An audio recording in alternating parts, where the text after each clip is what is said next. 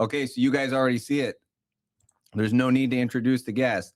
It's Thomas, the Paranoid American. We're really grateful to have him here. He's doing gang signs and other symbols. But we've actually already done an episode in the studio. We just didn't film it. It was really good. A lot of Bible breakdown stuff. Call him gay again so everybody can hear it. But now we're out here. It's being filmed. The audio is in fact working. What I really want to unpack today, and what like you could just take the next 3 hours to do it. I don't even need to talk anymore, which would be great because Top's getting tired of hearing my voice anyway.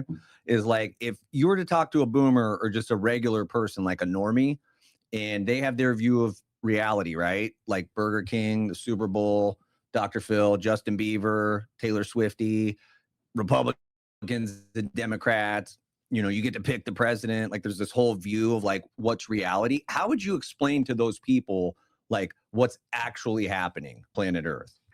I think you got to find the one place that someone cares about first. So you find like the common ground. So maybe your thing's sports. Maybe your thing is you like to barbecue and you like to grill. Maybe your thing is the Bible. Maybe your thing is government. Maybe you're really into teachers and education and academia. So I want to find out the thing that you hold the most dear and then figure out a way to ruin that thing for you. Because if I can break like whatever your idealistic view, whatever you're infatuated with, if I can break that, then I can be like, okay, now let's talk about everything else that you don't think about. So that like usually the easiest one is government, and the cut to the chase is basically they don't care about you as an individual. They might care about you as a voting block or you as a demographic, but when it comes down to the government versus an individual, they don't care if you get tortured, if you get killed, if anything horrible happens to you, because it's just sort of a statistical anomaly, right? And I think that that's kind of where I extrapolate everything based on that one premise. So I got to figure out like what you care about first, and then break that down. So like the boomers, or even just like normies in general, people who are engaged in politics, they have this general idea that like, yeah, the other team is bad, but my team is good and does care about it. So here's a good example. So if someone's Republican versus Democrat, I like to bring up maybe an old 70s or 80s episode of Crossfire where there's Democrats arguing for Second Amendment, and you've got the conservative Republicans arguing against the Second Amendment, saying there should be more gun laws. It's not necessarily Southern switch levels, but it will show someone, hey, this politician that's on the side that I'm on because I'm pro First Amendment, pro Second Amendment, here they are advocating the exact opposite of what they're advocating in 2026. Yeah. So it's just like poking holes in what people usually see as like some kind of infallible party example. So that's the best one, is to just show, hey, this politician that you're in love with, let's check his voting record 20 years ago. And now you've got objective black and white on paper. Hey, here's a discrepancy. And then it's an easy to determine if someone can integrate that and be like, oh, wow, maybe I was wrong. Or sometimes the blinders go on. Right. And the same thing, if you're talking scripture with someone, you can probably tell at a certain point if they're just like, oh, they're not going to budge from whatever they're on right now, even if I've made a really good point.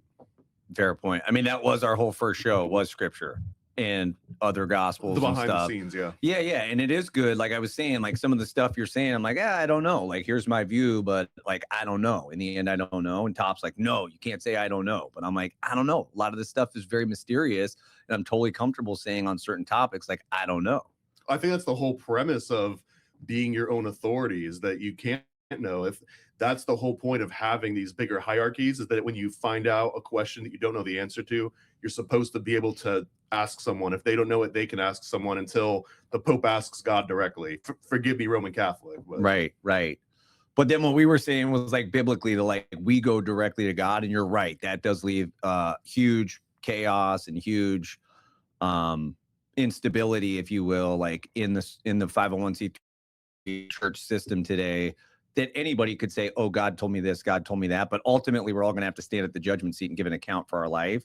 And so we have to just be viewing it from that point of view. If I say, well, because of that, I'm going to cast my lot with the Pope or with any other hierarchy in Protestantism or Orthodox or Catholic or whatever, ultimately, you're going to have to give an account for that. And you're not going to stand at the judgment seat with the Pope next to you. Like, you're going to have to give an account for your life. And so everybody's got to handle it their way, right? Well, so you already see exactly the process, and I just take what you do and I apply that to conspiracy theory. So it's really like, oh, really? You believe that? Why do you believe that? Who told you that? And once you can get someone to realize, oh, I guess I believe that because this guy told me that this one time, and maybe his sources don't line up. Maybe there is another way to interpret this. Yeah, sure. So that's, if you're trying to get to boomers, I guess the same thing. Like, how do you get to an atheist boomer that has just always dismissed any types of religion, and they just see that you're trying to sell them on a certain flavor of a product? They don't even want the product to begin with, let alone the flavor. Yeah. Okay, so how do you view like the 30,000 foot view of like what's taking place and who's running what? Like, who's actually, like, if we're told that like, oh yeah, man, you get to pick from the red team or the blue team, you get to pick the president, we vote, and like you guys are in charge. Like, so there's a really awesome analogy that Jordan Maxwell, I don't know if you're familiar with Jordan Maxwell or not. He's OG conspiracy theory sort of legend. And Jordan Maxwell would describe things in like a court of law, for example. He would say that if you go to in a court, you've got the two different lawyers, right? And he has all this wordplay that they're in a court because it's like a tennis court where they're lobbing a ball back and forth, right?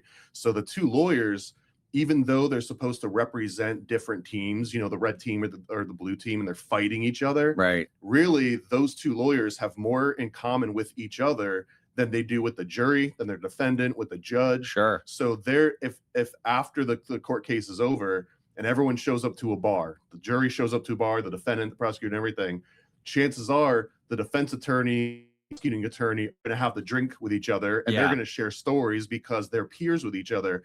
They don't care about the jury. They don't care about the defendants. That's kind of how I see the political parties as well, where it's like, like the red team and the blue team guys, even if they're enemies on screen, they've got more to relate to with each other. They're peers. They don't care about the constituents. The exact same thing with professional sports, right? Or professional wrestling, especially, right? It would totally apply to that. Well, they have the kayfabe that they have to maintain, which, and a great thing you brought that up, like trajectory of our current president. He actually started in WWF, right? WrestleMania 4 was held at Trump Tower, and he was a direct close friend of Vince McMahon and of Roy Cohn. And there's so much overlap between Vince McMahon and Roy Cohn, but I really see in the spectrum where you've got Hulk Hogan is the pure kayfabe fictional character, right? His real name's Terry Bollea.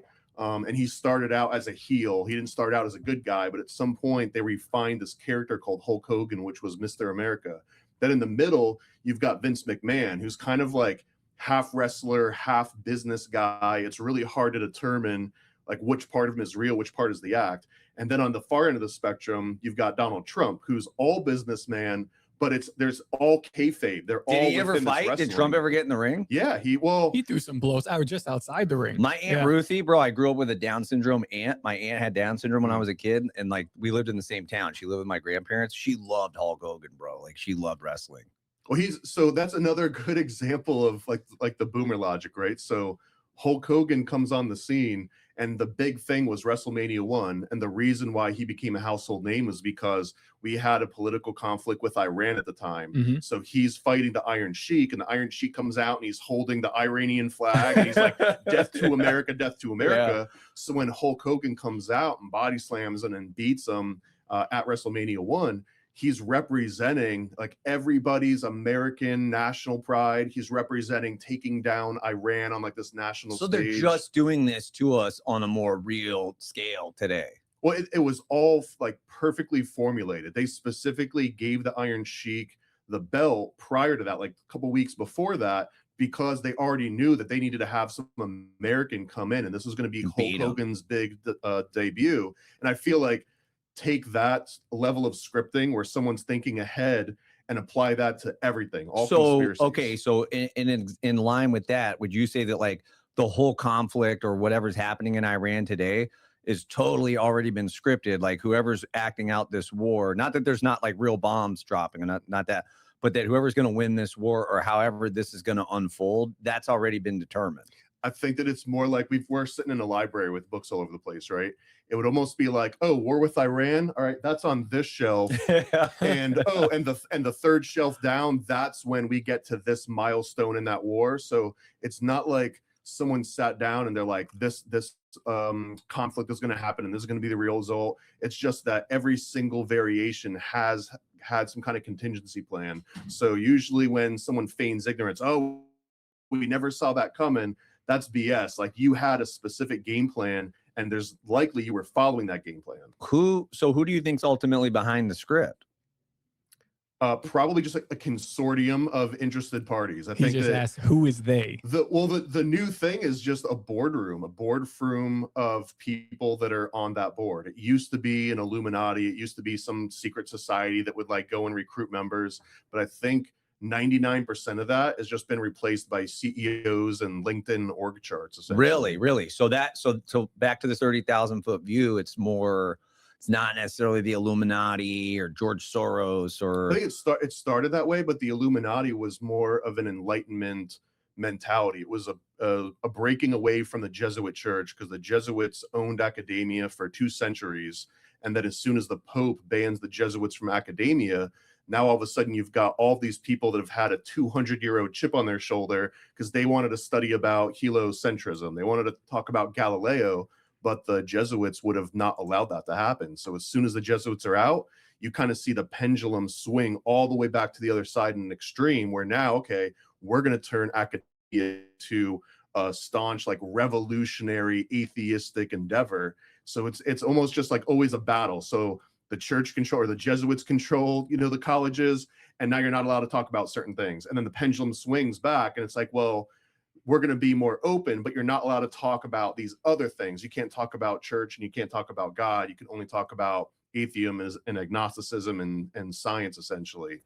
Yeah, and so the power swing kind of goes back and forth. But I think ultimately what we would think is just that, I think we were talking about this earlier, that like the unseen realm is puppeteering that whole thing, regardless of like which camp is in charge at any given time. Well, and when you say puppeteer too, sometimes people will get a visual in their mind where like the actual president has little strings connected to his arms. And when they say raise your left arm, you raise your left arm. I think it's more of just keeping the purse strings more than puppet strings. Sure. So if you got the purse strings, if I make this statement or if I go against this particular mandate, then the money dries up and the influence dries up, and maybe even the PR weapons that are working for me might be turned against me. Right. So now there's like this calculated chess move where if I go against group A, I better have the support of group B and group C. And I think that it's complicated. It's not just 2 people sit down to like, all right, we're going to decide who gets to be president tomorrow. That probably does happen, but everything else is so much chaos. And this is where like the whole Masonic order out of chaos, where if you've mapped out all these different variations and you've got the resources, the people in the places that are going to make the decisions, then you can have contingency plans that nobody else has. Especially if you've got a 30,000 foot view of everything, then I can keep you compartmentalized. Even if you're running a huge part of an endeavor, I still know more than you about it, and I can replace you and put someone else in. Yeah. And it's the way the military works. And you think ultimately now that CEOs of like big corporations and stuff, that's ultimately who's running it currently? Yeah, because just as simple as like BlackRock. And I believe so, because the old secret societies, it was really just intelligence agencies, and the way that they would meet, they would have to actually meet in dark cover, secret handshakes, secret passwords to make sure that you were only allowing other members in. But now you've got a Zoom meeting with a passcode. It's literally the same thing. Right. Someone can hack into it maybe, but someone could also sneak into the tavern that you were meeting at 2 a.m. and kind of eavesdrop. So it's the same thing, but now you don't have to be close to each other geographically. Like me and you can have a secret society. You're in Japan and I'm in the United States. And as long as we're meeting on Signal over an encrypted message, you don't need a Jekyll Island. We don't need a Jekyll Island. Yeah, we can just send messages back and forth encrypted. So that, and I think that replaces the need for 99% of secret societies and covens and cults and all they almost don't even have to hide now, right? It's almost just brazen and it's just in your face, and we don't care if you know what we're doing anyway because we're just going to do it. Is there an element of that now too? I think that most of the people making the top decisions, you'll never hear their name, you'll never know their name. They could be standing next to you at checkout at a gas station, and that can be the guy that's running the world, and you'd have no idea. So like if Larry Fink is the BlackRock guy, there's somebody behind him at BlackRock, you're saying then that like we'd have no clue who he is? So I mean, I'll put my tinfoil hat on a little bit tighter now, but I would almost say that BlackRock is, if it hasn't already reached the stage, it's evolving towards being an egregore. And here's what I mean. Like if you take, say, the FBI as an example, it's an egregore in that it's been running on its own set of rules for so long that people can join the FBI, leave the FBI, join the FBI, leave the FBI, and the FBI itself is almost maintaining its own momentum. It has its own set of rules and ethics and morals that a single individual person can't just go and write it all away. Right. So at a certain point, the FBI becomes an entity that like has its own thoughts, feelings, and directives, and the people working inside of it are just sort of like the cells in your body. Yeah. Well, that's terrifying if you apply it to the 501c3 system in America called church today. Or Vatican Church, yeah. Yeah. I'd say the same thing, where like the Pope is basically just like the head on top of the pimple, right? Yeah. Yeah. Okay. Can you tell us a little bit about like everything that you do? Because you do a lot of stuff. You do a podcast. You're famous on Instagram, YouTube. Yeah, I'm big in Japan. Yeah, comic books. Like you do comic books. Yeah. So I started. I'm big in Japan. Just physically, physically big in Japan. So I started doing comics in 2006, but I launched Paranoid America in 2012. I felt like the perfect. You're an OG, dude, in the podcast space in 2012, or like. Well, so no, I'm not big in the podcast. I barely did any until Juan convinced me to go on a couple shows here and there, and then I just realized that this is the only place that I can have conversations and get challenged and be able to explain things in more detail. Because writing it in books or going on internet forums and stuff, there's something that's just missing from that. So 2012, like you started Paranoid America, but it was just writing books, or what? No, so I joined Disney in 2003 as graphic designer and an animator. And as I'm working there, did you ever work in the department where they freeze people? Just the heads. No, but I'm in Orlando, so that all took place. So it was just the tunnels where they like ship the kids. Correct. And stuff? Yeah. Okay. Yeah, the tunnels in Magic Kingdom. So I'm working there, and I just realized, like, if I look to my right, this guy worked on Aladdin. If I go to my left, this guy worked on Lion King. And I just got this crazy thought in my head, and I was like, man, I wonder if I could get the Lion King illustrator to draw like some crazy MK Ultra mind control thing. In 03? In 06. Yeah. I joined in 03. I had to build rapport. I worked there long enough as a freelancer that then I became on staff. So and you were like drawing and writing. It started as drawing, doing digital animation using After Effects, Wow, Maya, man. 3D Studio Max, all this stuff. And then once I got on staff, and then I'm like actually got a green card. I'm a cast member. I'm actually inside the facility. That's when I was like, okay, I've been a conspiracy theorist since the mid 90s, like hardcore. So 03, even when you start there, you're already a little Sketchosaurus Rex about it. There was like no time where you're there and you're like, oh, cool, Disney. You were like, no, something's fishy here. Did anybody there realize that you were not like them?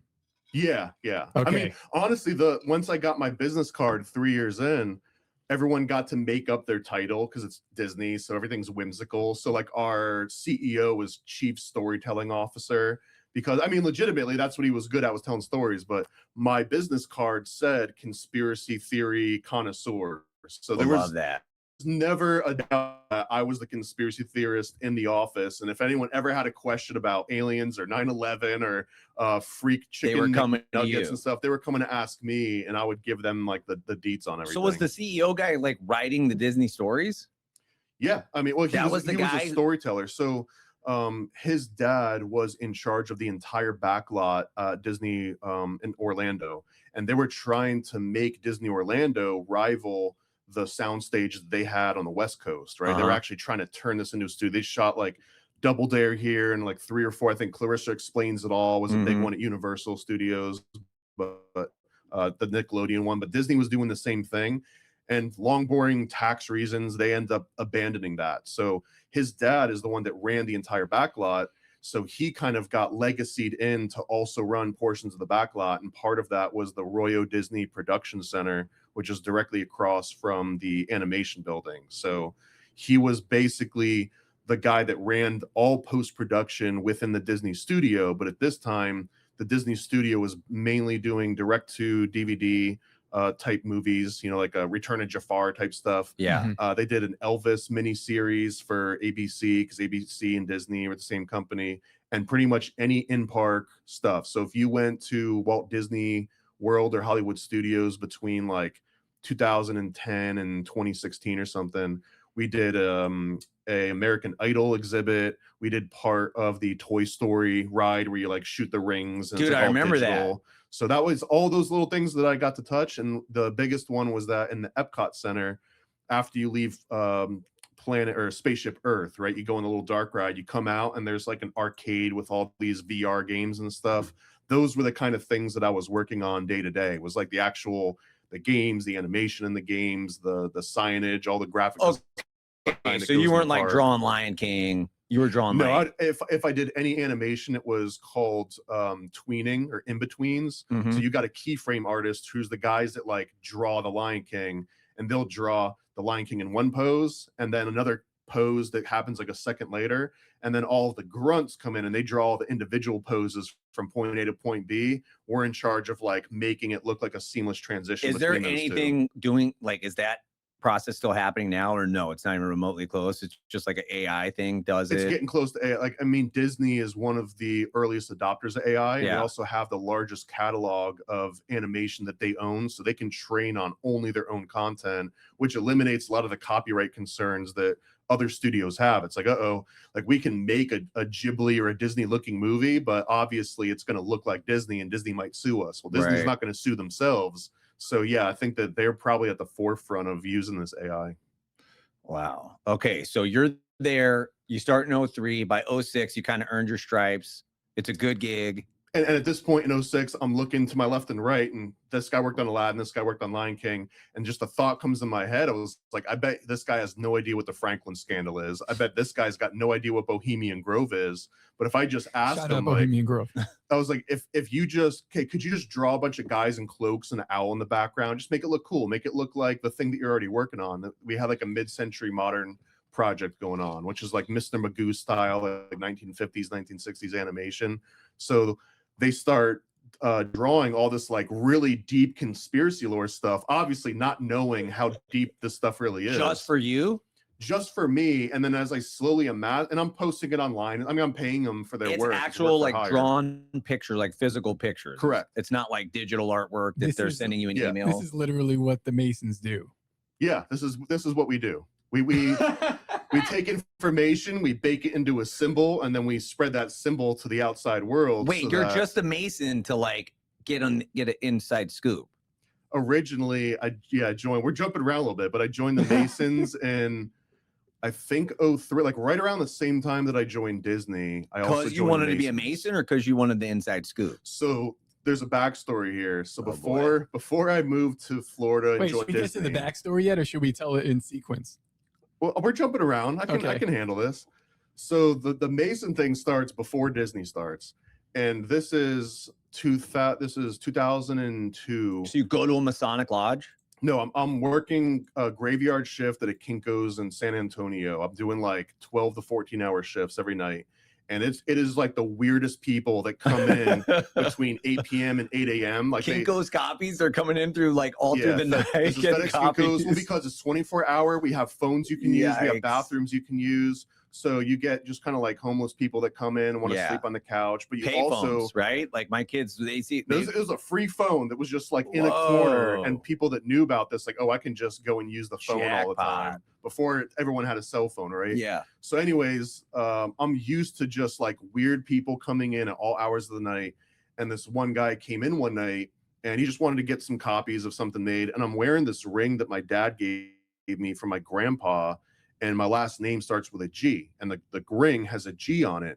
And I'm just thinking like it means our family's last name. It's my grandpa's ring. He passed it down. So I just kind of wore it as just a thing. And this guy comes in and he's like acting real weird around me. And I realize in retrospect, after this had happened, he was basically giving me like secret passwords and waiting to see if I would return that as a Mason. Because your grandpa was a Mason? Well, because he sees the ring on my finger. With the G was a Mason ring? It was a Mason ring. I had no idea. You just thought like, yeah, Dad gave me one of Grandpa's. It's my last name. Yeah. I thought it was like a family last name thing. The G is the G in Masonry, which might stand for Grand Architect. It might stand for geometry. It might stand for Gnosticism, depending on who you're talking about. So this dude's giving you secret messages. You had no clue. I had no idea. And like a secret handshake.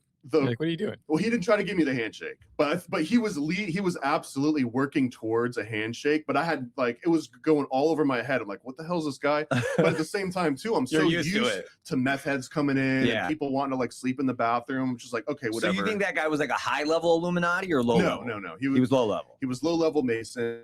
And what he did was he noticed that in the corners of my G ring had 3 oak leaves. And that was the dead giveaway. The 3 oak leaves plus the G. He saw that and he was like, oh, this guy's a Mason. So he's asking me like, oh, from whence you come? And I'm like, what? Talking in King James English? What are you talking about, bro? So at a certain point, he realizes that I'm just completely lost. And he was like, you know that ring you're wearing? That's a Masonic ring, right? And the first thing was like, Masonic? No, it's my grandpa's ring. He's not a Mason. He's like, no, dude, that's 100% that is a Masonic ring. No question about it. So I asked my dad like later that week, and he's like, oh yeah, your grandpa was a Mason. He didn't know that it was a Masonic ring either. So at this point, my brain's kind of fighting itself because I've learned to this point, Masons rule the world. It's the bringing back the Antichrist. They torture kids. They put microchips in kids. They do all these horrible things, right? But it's like, but my grandpa was down for chipping kids and bringing back the Antichrist. It didn't make any sense. So I got interested enough that I went to a local lodge. I just drove by every day and decided, you know what, I'm just going to go and park in the parking lot and go inside and just see what the hell's going on in here. Did you carry the ring when you went in? No, I stopped wearing the ring once I found out it was a Masonic, because I didn't want any other Masons approaching me and like trying to put some test that I was going to fail, right? Right. I don't know if they were going to like kill me or like let the air out of my tires or what. For like, basically it's like stolen valor for Masons, right? So I didn't want to. I was in the military at the time. So like, I better stop with the ring. I mean, and also it was like, I'm not a bad guy. I'm not wearing a bad guy ring. Right. You know, I'm not Cobra Commander. So you went in to infiltrate the system.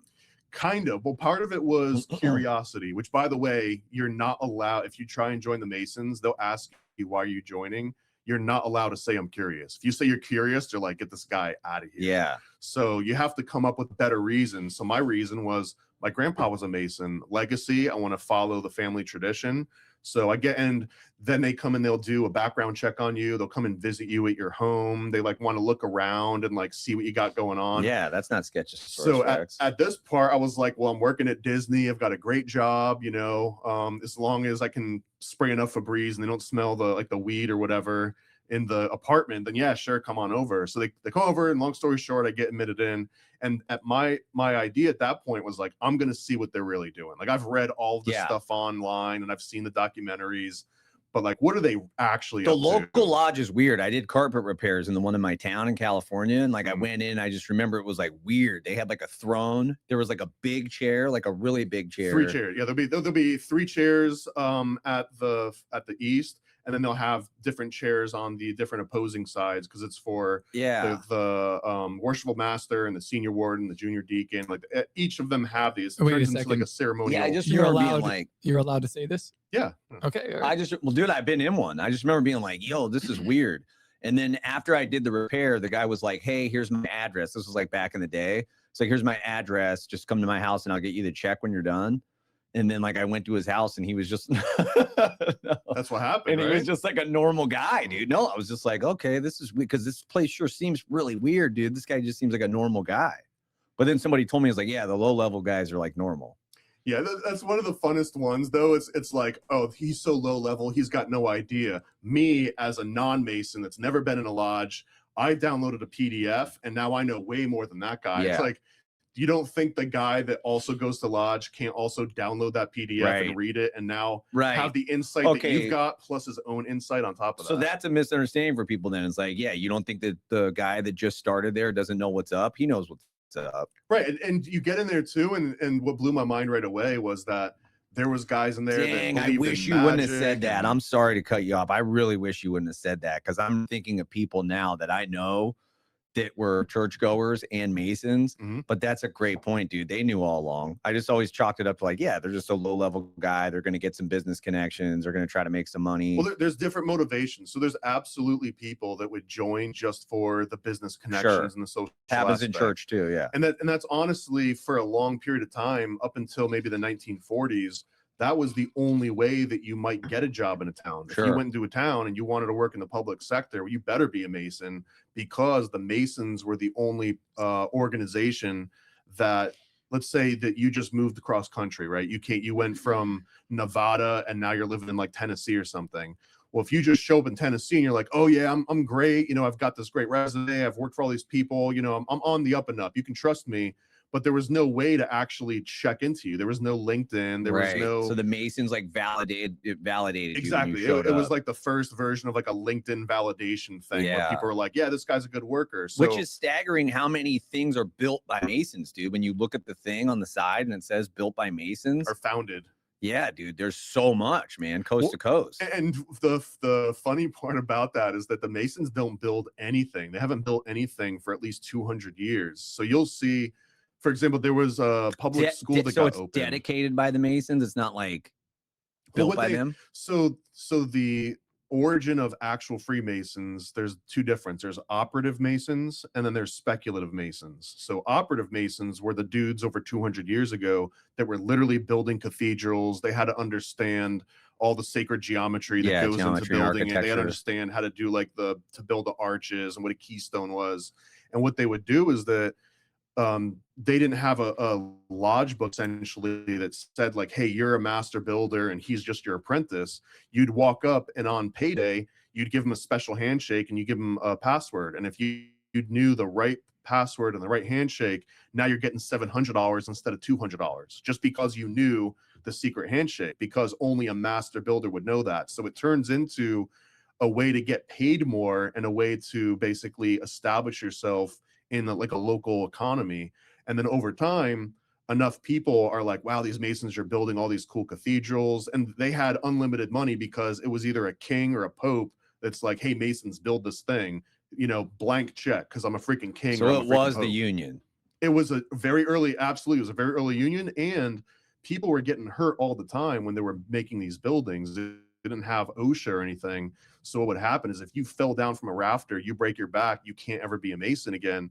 They wanted to set up some sort of a safety net for your kids and your wife and your family to like take care of you. So then it turns into a group insurance plan. There's Christian versions of this too, right? Where it's like you pay into this bubble, and then if you get hurt or you get unemployed, you can then like take back out of the bubble. Well, the Masons were the first ones that were doing that on like across the entire continent of Europe, right? Like no matter what country you're in, there was like this cohesive unit of like a union / insurance. So anyways, it gets big enough that now people that aren't building castles and don't know how to use their hands, so like a prince would come by and it's like, damn, these guys are impressive, they've got some kind of secret knowledge, I really want to get in on whatever they got going on, it sounds cool. And at the same time, the church was like, we've built all the cathedrals we need, and the king's like, I've built all the castles I need, and maybe they're running out of money. So the Masons had to open up the coffers to like a new class of people that wanted to donate, which just happened to be random rich people. So the random rich people, they're allowed at first to like sit in the audience and just see what the Masons are doing. Over time, though, they start to outnumber the actual Masons. And over the course of 200 years, now nobody in the lodge actually knows how to build a building. They're just speculative Masons. So they're basically metaphorically doing buildings. So the long-winded way of saying that when you go and see a public building that was just erected and it says founded by Masons or built by Masons or whatever, all they're really doing is a local construction company did that. No Masons were involved in that. Yeah. But then they invite the Masons for a ceremony, and they'll come and they'll pour water and corn and oil onto it. It's all but biblical from like King Solomon's temple. And they do this big dedication ceremony. And you're like, why the hell would these Masons be doing these weird building ceremonies and getting these plaques? Well, it's because if it were a school, right? The school, by inviting the Masons, know that they're getting access to an entire network of donors, all the Masons in that lodge. Brilliant. Now they can like, hey, we need money in 2 years from now. Let me go. The Masons get something out of it because it's literally the only connection that they have to what operative masonry was 200 years ago. If you take away their ability to like adorn or christen a building, well, now they can't even claim to be Masons anymore. Yeah, there's no income stream. So what about like Carnegie, when he's going around like building Carnegie halls and stuff, like he was like building stuff? Was it Masons doing that? you would have a Mason do the actual ceremony when you go, like the big red ribbon cutting ceremony. Yeah. That's when the Masons come in, but actual Masons being involved in the building itself. By Carnegie, they were already gone. They weren't really Correct. doing Yeah, no, it. Okay. yeah, they were gone by the late 1700s. It was Okay. pretty much all speculative masonry. Then it just became a group. Okay, so you infiltrate the system.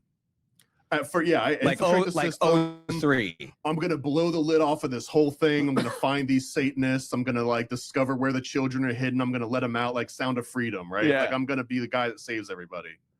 So what happens then? You get in the system, and what do you rescue kids? I get in there. Do you find the Satan worshipers? It's a bunch of old guys reading the minutes of the last meeting, and someone their car broke down, so all the members pooled together their money to get them a new beater car. So-and-so's wife just got cancer. We're pooling together money to do this. The AC unit in the building broke last Monday, so we're going to need you guys to donate a little bit. Oh, and by the way, the roof has got some holes in it. It's leaking. So we need some of the members to show up in 2 weeks and come and help like patch the hole. So a lot of it just turned into like a bunch of free charity work. A lot of it was we're going to have this county fair. We're raising money for some initiative.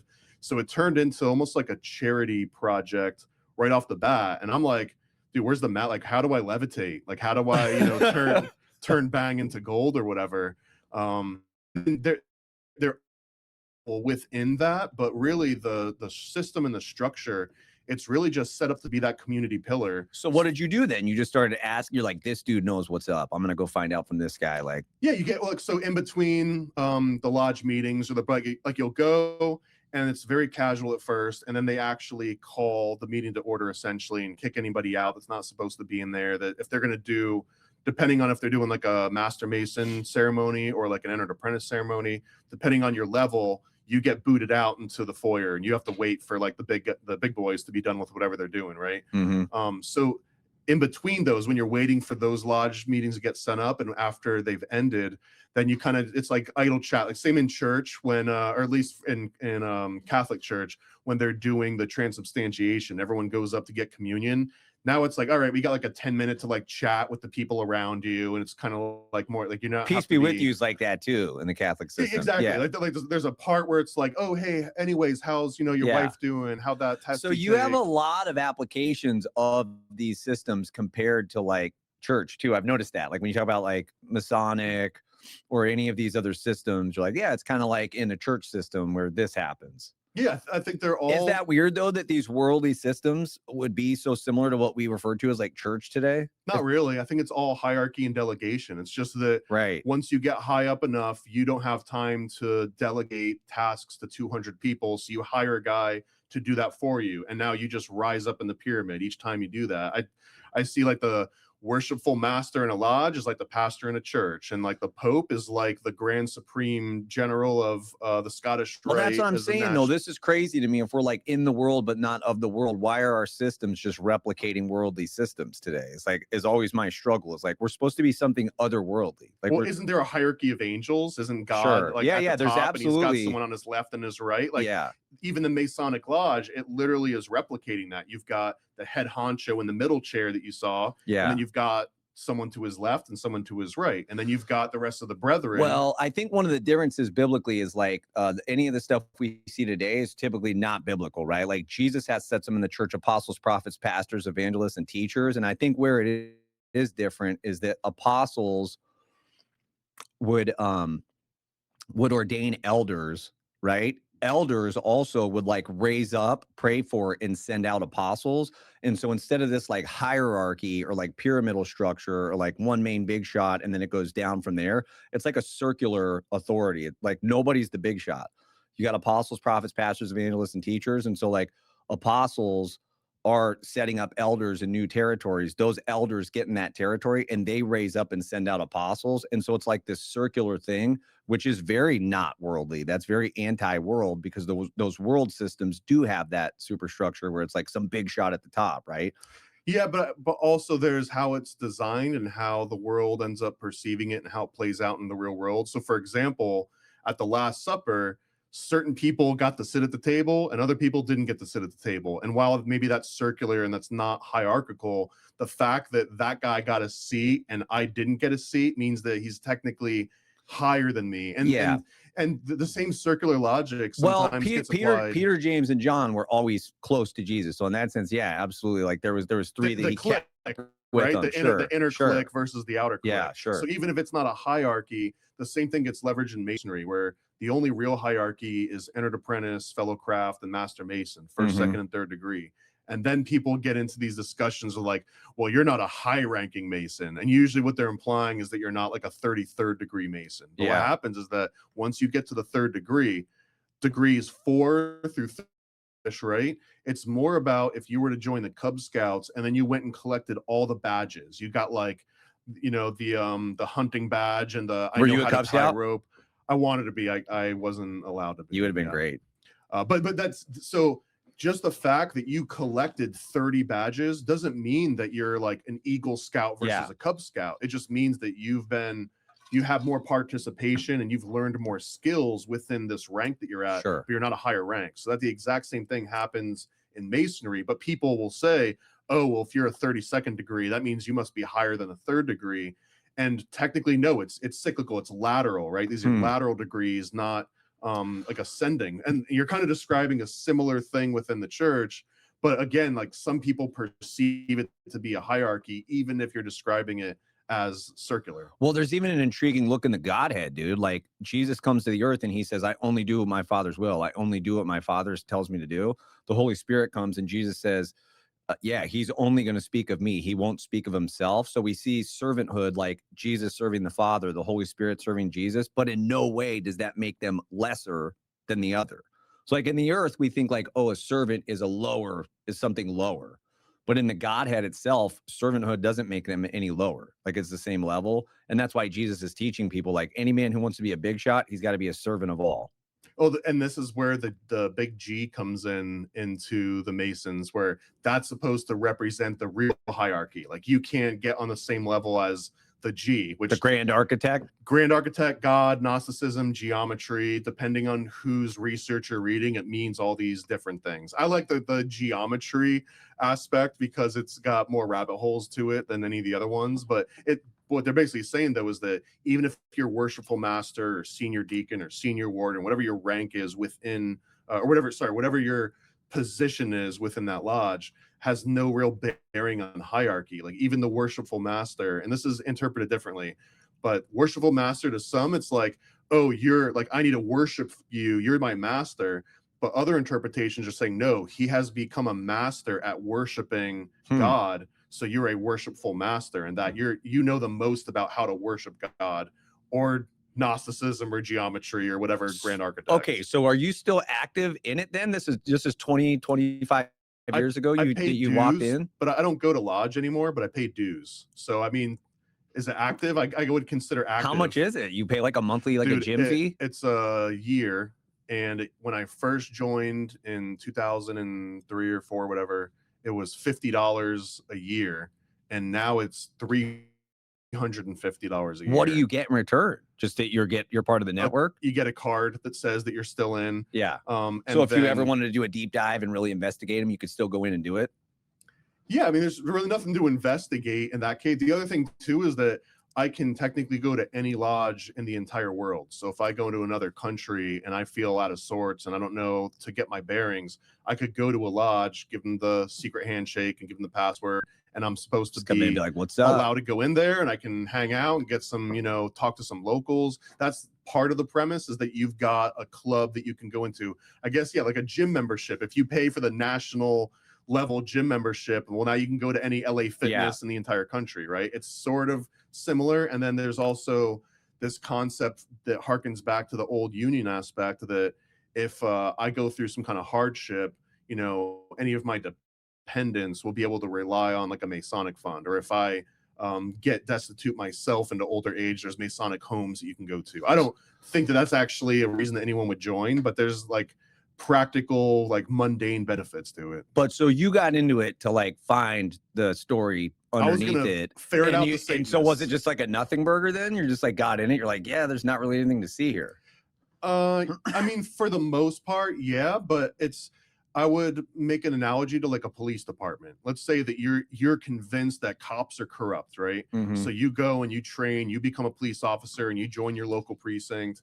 And then you just realize like this particular precinct, like, yeah, there's some corrupt cops in there, but they're not a hub of criminal activity. Now, if you went and joined a precinct in like Chicago or in Miami, maybe you would find like some really dirty. So you would black apply ops to thing. Masons the same way. You'd say, yeah, man, I got in there. There wasn't much to it, but I'm sure there is like here and there. Yeah, because they're mostly decentralized. So in just one city, you can have 10, 20 different Masonic lodges. One Masonic lodge might be a bunch of just old dudes that have nothing else better to do on Tuesdays. Yeah. Another Masonic lodge might be like Hell's Angels style bikers that they all get drunk and they ride motorcycles and stuff in the same city. They both claim to be Masons. They're all the exact same degree. They're all Master Masons, but they just operate differently. It's the other analogy I would say is like if you're picking out a bar that you want to become a frequent regular of, you can go find a dive bar that's got like dive bar people in it, or you can go and like hang out at Applebee's. You know what I mean? Like those are both Masonic lodges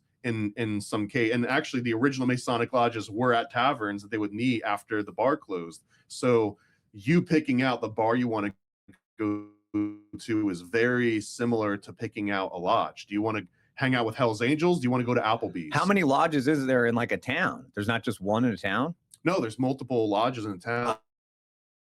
Oh, I didn't know that. Like, for example, in Orlando, I believe I had like 7 or 8 different ones to pick from. Okay. And it's all just like, how far do you want to drive? And what's the age demographic? Are there people there? Do they have books that you're interested in? Because most Masonic lodges have a library, and they'll have like a reading room day where they open it up to members and you can go and read books that were never scanned and put on archive.org or anything. So, okay. So back to the Disney thing. So you're already in the Illuminati at this time. Right. You're working at Disney. You're working at Disney. You said nothing for 30 minutes. And you're getting the guys there, like the drawers to make MK Ultra stuff. And yeah, and just all kinds of conspiracy occult stuff, knowing that they don't know what the hell they're working on. Like, for example, I got Brent Peebles, who was an illustrator for Superman, like an actual DC artist, and I got him to draw a picture of Lawrence King, of the Lawrence King scandal. I don't know if you're familiar. I don't know anything about it. No, so I'd love to hear about it though. This was Epstein, but 20 years before Epstein. So anyone that's asking like, how about the Epstein files? If you ask them, tell me about Lawrence King, and they don't know, it's like, you're part of the problem. What do you mean? He was like blackmailing people and holding authority over. Correct. Yeah. Like, so Lawrence King ran the Franklin Savings and Loan Bank, and he did it on behalf of this organization in the 80s. In the 80s, he did it on behalf of this organization that was, I believe it was a Catholic boys' school. It's called Boys Town in Nebraska, and it was for orphans and troubled teens, whatever. So they were a stakeholder in this Franklin Savings and Loan. Lawrence King gets put in charge to run this bank, and essentially they run into all sorts of embezzlement issues, like just boring financial. Does it have anything to do with the savings and loan scandal? I mean, I've heard of that. Is it there's so many savings and loan scandals, but yeah, this was the Franklin Savings and Loan scandal. That was a big deal, right? In the 80s. In the 80s. And so anyways, it turns into a financial scandal, but as they start going through the books and as they start going through all these connections, they find out that Lawrence King was also running like a child sex trafficking ring. And he was doing it for high-level politicians, all sorts of people that were like pillars of the community, huge donors. So this is just always going on in society. Always going on. This guy also sang the national anthem at the Republican National Convention, and then hosted the after party with Maureen Reagan, Ronald Reagan's daughter, while trafficking kids. While like all during this is happening. Yeah. But Reagan's wife consulted a medium, they said too.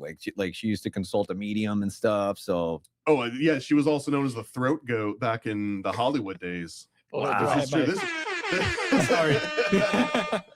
So yeah, so he was a first example of having Hollywood elevating itself into the political realm. Although he technically went through politics first, like he went from Hollywood, then he held political office, and then he got be president. Now we've just got people that can go from Hollywood directly to president without any of that in between. Wow. Yeah. Okay. So you get a guy at Disney to draw that.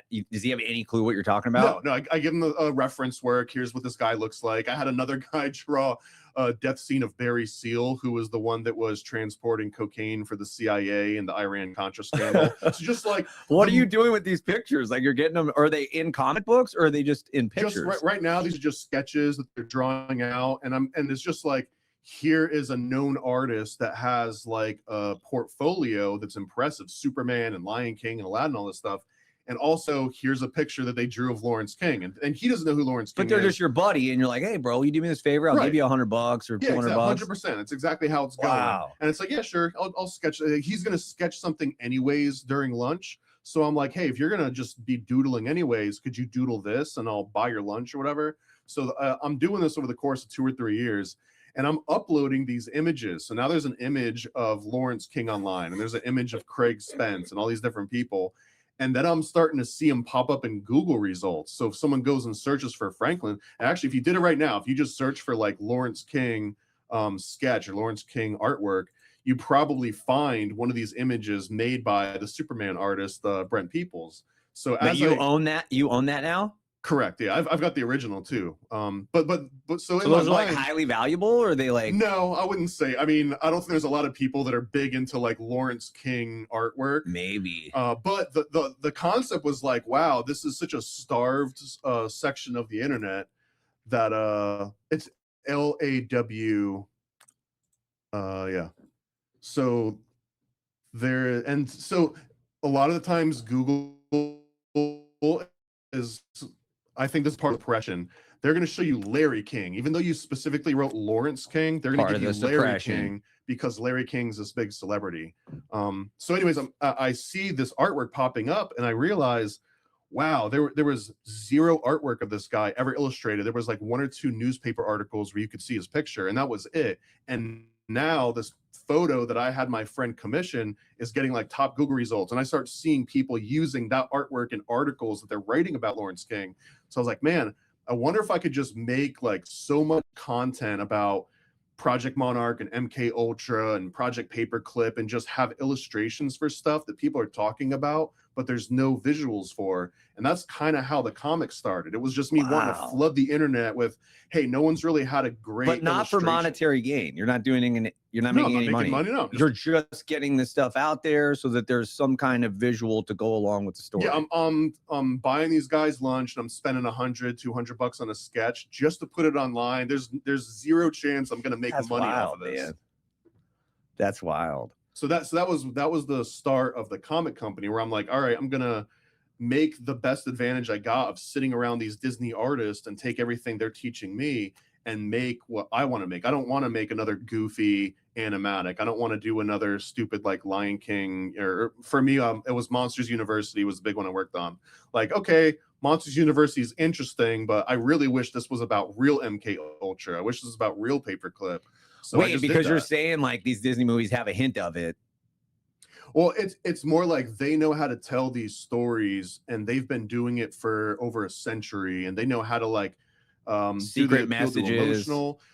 Original Disney, I think, did. I think. Wait, isn't Monsters Inc. like a secret message about like kidnapping kids? No, there's no message in that. I don't think it's secret. I mean, I think that the message is like right out there for everyone to see. For example, Monsters University is literally about secret societies. It's but the average watcher does not make that connection. It's like, what are you talking about? It's a silly cartoon. There's nothing to see here. Well, I don't know. I think that if you watch the first Monsters Inc., the concept is that monsters are scaring children, and then they're using their fear to do something. It's either a currency or it's an energy source. And not to go way off the rails, which we've already done a couple of times, but you're saying you're not really down for that in regards to Adrenochrome. That it's like specifically people like scaring them to get the fear tactic, get the fear element, and then get the blood. I think that Adrenochrome is the perfect symbol for that dynamic. So the best way that I've come to understand Adrenochrome right now, which is a hard right here, but this is like a big point. We'll go back to your story. Adrenochrome, before Adrenochrome was even mentioned and people were talking about it, which I would attribute most of that to Hunter S. Thompson's Fear and Loathing in Las Vegas, either the book that came out in 71 or more likely the movie that came out with Terry Gilliam and Johnny Depp. Yeah. And he pulls out this vial, and this is after he's got a suitcase full of drugs. They've done every drug known to man, but then halfway through the movie, Johnny Depp's like, I got this adrenochrome, and this is the craziest thing. He talked about adrenochrome in that movie? Yeah. I had no clue. I never caught that. This is where most people have heard about adrenochrome for the first time, and the context was, wow, this guy that just did every drug known to man is talking about how powerful this thing is. I guess that thing must be really powerful if this drug addict is like scared to do it. So that's where most people hear about adrenochrome for the first time. It's intriguing because I was talking about the passage in Acts where the Jewish church, because it's predominantly Jewish, it's like basically not predominantly, but like 100% Jewish at that time. King. There you go. It's 100% Jewish in the beginning. They're bringing in Gentiles and they're saying they got to go under the law. We got to circumcise them. And they have this big discussion about it. It's not the church fathers. It's actually in the Bible, in the book of Acts. They say, look, we can't be eating anything offered to idols. We can't eat anything that's been strangled. We can't commit fornication, have sex outside of marriage, and you can't drink blood. And so the first time I ever heard about adrenochrome, which I never picked up on it in Fear and Loathing in Las Vegas, but a couple of years ago, I was like, huh, that's intriguing. Like, it's very strange. I mean, I remember watching the movie with the Leonardo DiCaprio when he's on the beach. Did you ever see the movie The Beach? Yeah. And he like drinks snake blood. And I was like, oh, okay, I guess that's just a thing. Didn't think anything of it. But was this thing of like drinking the blood always a thing? Because the scripture says like the life is in the blood. Well, so yeah, it's always been a thing because blood magic and cannibalism kind of go in vampirism. They're all sort of in the same category. It's really just, do you drink the blood or do you drink the blood and eat the flesh? Because now you're a cannibal. And then do you do it for magical reasons or you do it for practical reasons? But all of them are in the same category. The biggest difference is that when you're talking about scripture, if you're even talking about like Monsters, Inc., that one is like this supernatural quality to it. In Monsters, Inc., you have to believe monsters exist, right? And that fear can power a city. If you're talking about biblical text, then you have to believe that them drinking blood was part of some cult ritual or like again, some sort of supernatural religious connotation. When you talk about adrenochrome, though, this is a chemical that an agnostic / atheist scientist or a chemist can hold in their hand and say, this is a real thing. But it becomes this secular example of something that encapsulates all the blood magic that's ever been talked about for the last 2,000 years. I guess I don't even know what adrenochrome is. Is it blood? And so adrenochrome's real easy to describe. You know what adrenaline is, right? Yeah. So if you get your fight or flight response, your adrenal glands, which are on top of your kidneys, those basically just dump adrenaline into your system. Adrenaline, your heart has to process it, and then eventually it will break down. The adrenaline breaks down into adrenochrome, and then the adrenochrome breaks down into something called an adrenoleutin, and then that breaks down into essentially melanin, like a black pigment. So adrenochrome just means that you had adrenaline in your system at some point. There's adrenochrome in your blood at this exact moment because you've always got adrenaline in your system of varying degrees. Where the conspiracy theory and the Monsters, Inc. part comes in, it's like, all right, well, if adrenochrome comes from adrenaline, then if I cause you to get an adrenaline dump, if I scare you, if I torture you, whatever, your body is producing way more adrenaline than normal. And by proxy, you're also going to have way more adrenochrome in your system. So that's where like the mythology originally comes from, is if I scare you, then you have adrenaline. That adrenaline turns into adrenochrome. Now, in terms of like scaring you and then drinking your blood and getting high off of it, the actual studies that were done in the 1950s, I believe that the amount of adrenochrome they were doing, it was like 12 adrenal glands from a cow ground up into like a paste and then extracted and isolated. That was a dose for one person, 12 adrenal glands from a cow. So to say that I was going to like scare you and then drink your blood, it wouldn't really register on anything. You wouldn't really have a feeling from that aside from the adrenaline rush you're getting from eating a person or from like drinking somebody's blood, right? Because now you realize you're doing something taboo, you're doing something out of the or your own system now dumping adrenaline. So you are getting an adrenochrome rush, but it's not because you drank somebody else's, it's because you're putting yourself through this like ritualistic process. Okay. That's dark, man. That's all dark, but No, whatever. We're still, Yeah. this is vanilla. Really? area. That's Yeah, not even the dude. dark stuff yet? No, not Yeah. even. Okay, so back to the story then. We took the sidebar. I appreciate it because I know you did a discussion a week or two ago with a guy about it. But okay, so we're back. It's like 2005 at this point. You're at Disney. You got the homies that you're working with drawing MK Ultra stuff and Lawrence Nightingale and whoever else it was. They're like drawing these things. Lawrence King, yeah. And then you're saying like, all right, I'm gonna turn this into a comic book business. Yeah. So first it started with, oh wow, people are using the content that I'm commissioning from these professionals, and it's making its way into blog posts and articles and YouTube videos and stuff. So then I was like, well, but I think I can tell a better story with this artwork. Got it. And the very first thing, again, this was all Lawrence scandal, which the original book that this got revealed into me was by John DeCamp, and it was called The Franklin Cover-Up, I believe. Satanism and like child abuse in Nebraska or something. And I was in the military at the time when I was reading this book. I had to put a big sticker on the cover because I would get weird looks, people walking by and they're like, Satanism and child abuse, what the hell is this guy reading? So I'm like reading this in secret. It is some of the darkest things that, like, for example, I don't know how visceral you want to get here, but well, hold on before we go too deep in that. Like, what? So you were in the military while you were at Disney? No, right before Disney. As soon as I left the military, I immediately went to what branch? Air Force. So your Air Force, you were in for 4 years, or yeah, 3CO X2, which is basically information warfare and the computer programming.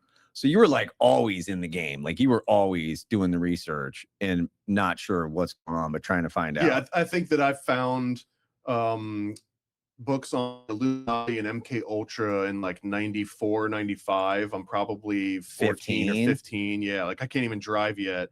And I'm reading that. I'm reading Secret Teachings of All Ages by Manly Palmer Hall. Like I'm getting into the deep end, and I come across this thing about, basically satanic ritual abuse. That's what SRA, the Franklin scandal, kind of is baked in. So anyways, I can't get this book out of my mind because it is making the craziest claims about like presidents and the Bush family and Bohemian Grove. And right during the middle of this, then the Alex Jones video comes out, Dark Secrets Inside Bohemian Grove, where he breaks into Bohemian Grove and he shows the guys in cloaks and they're doing like I had no clue what I was watching back then. I remember seeing that, must have been mid-90s, and I was just like, well, he didn't either. Alex Jones had no idea what Bohemian Grove was at this point. It was the guy that brought him along for the ride, Ron Johnson, because he was writing a book called Them about all these fringe groups. And he's the one that was like, hey, Alex, do you want to like help me break into this party? But Alex had no idea what the hell they were either. So anyways, when I see this video,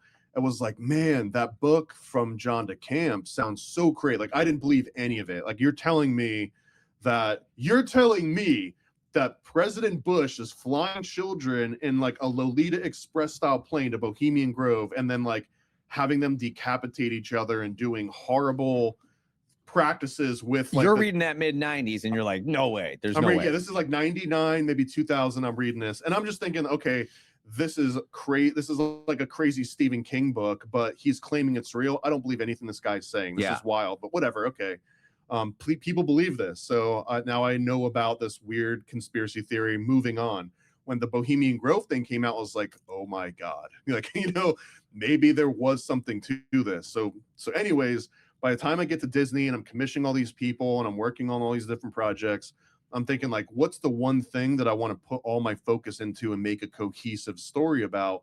And it was the Franklin scandal. Like, I want to make a book about the darkest thing I've ever read, but I don't want it to be like fear porn or horror porn or make it like scary and like blood and visceral, because I had just seen this interview with Jon Stewart and Tucker Carlson. And by talking about the left and right paradigms, this was back when Tucker Carlson was essentially a Democrat before he he was on like CNN, like whenever I first remember him. Either that or it was MSNBC. It was one of those. And he had a show, I can't remember the name of it, and this is back Bowtie version. This was a newer version of Crossfire. Yeah. Okay, a continuation of the earlier Crossfire I was mentioning. So he's talking to Jon Stewart. He's talking to Jon Stewart, and he's basically criticizing some of Jon Stewart's political takes that he's showing in The Daily Show. So they're having this back and forth, and Tucker Carlson thinks that this point, and where it's like, you know, you just put this stuff out there and then you like laugh about it, but like, don't you have any real conviction, sir? Do you actually believe the things that you're saying? Or are you just doing this because the audience gives you clapping and laughter out of it and all this stuff? So like Tucker Carlson clearly is like, haha, gotcha, you know, I just scored a point.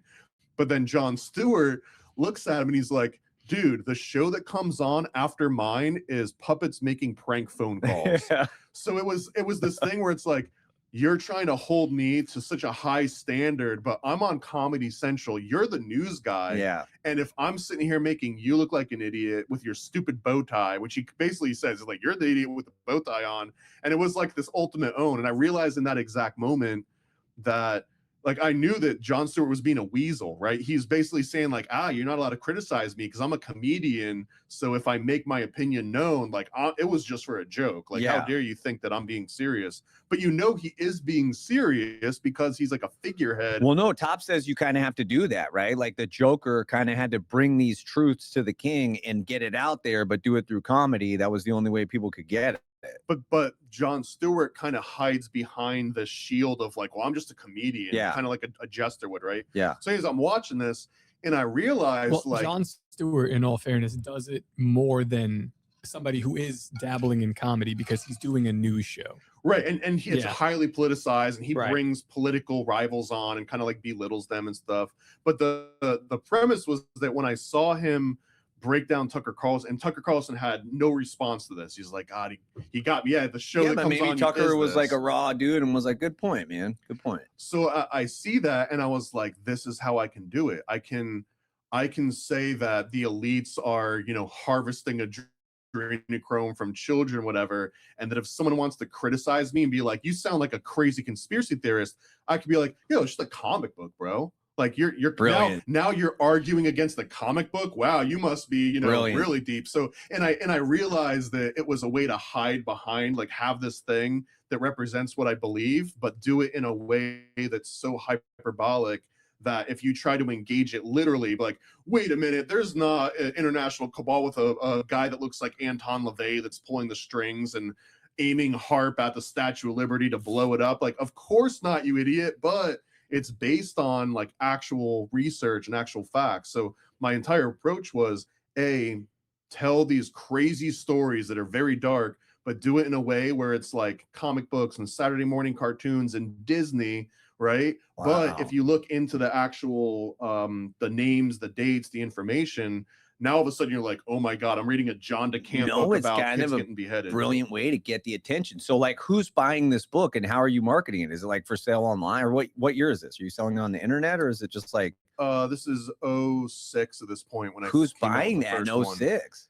Facebook weirdos that are following my conspiracy page, because I'm posting like Franklin Scandal and MK Ultra stuff for a couple years, and then it's like, and here's my first official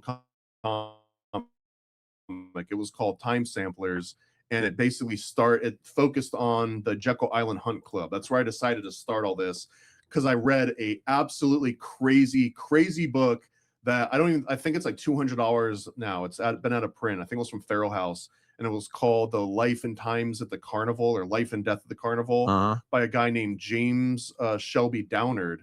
And James Shelby Downard is famous for helping put forth this King Kill 33 ritual, in which JFK was assassinated by Freemasons in a ceremonial I don't know if you ever heard of. No, I'm out of the conspiracy theory loop, man. So yeah, this is the first episode. So did the Freemasons get JFK? Perhaps.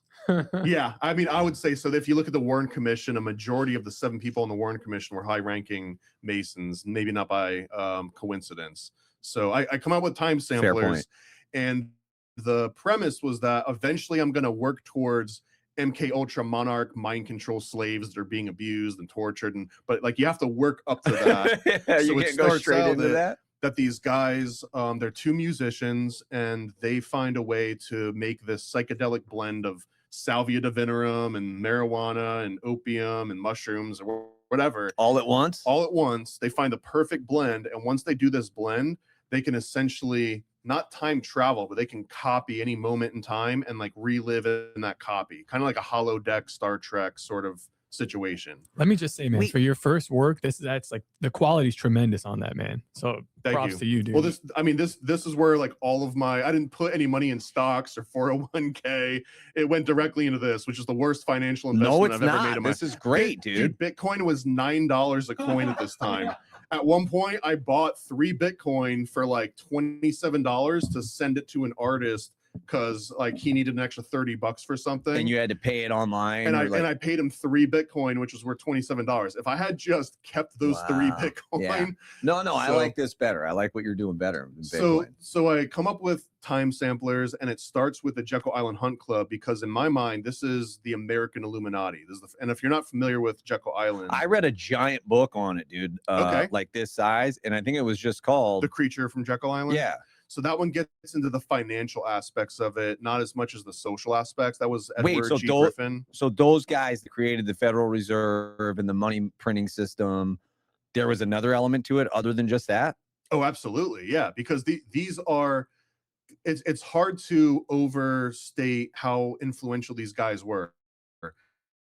They were American business magnates. It was like basically the train barons, the bank barons. Yeah, and they meet on Jekyll Island, which is just an island off the coast of Georgia, right? Yeah, so they didn't just meet there. They basically said, what is the best place for us to have our home base? The entire world was up for grabs, and some of the suggestions, they wanted to go to Rome, which is where Club of Rome later gets situated. They could have gone to New Zealand. Literally, the entire planet. They had the resources and the wherewithal to pick anywhere they wanted. America. And they said, this island off the coast of Georgia, this is the place. It's secluded. It's got a tropical climate. Early 1900s? When was it? Late 1800s, I believe. Okay. Yeah. So late 19th century, early 20th century.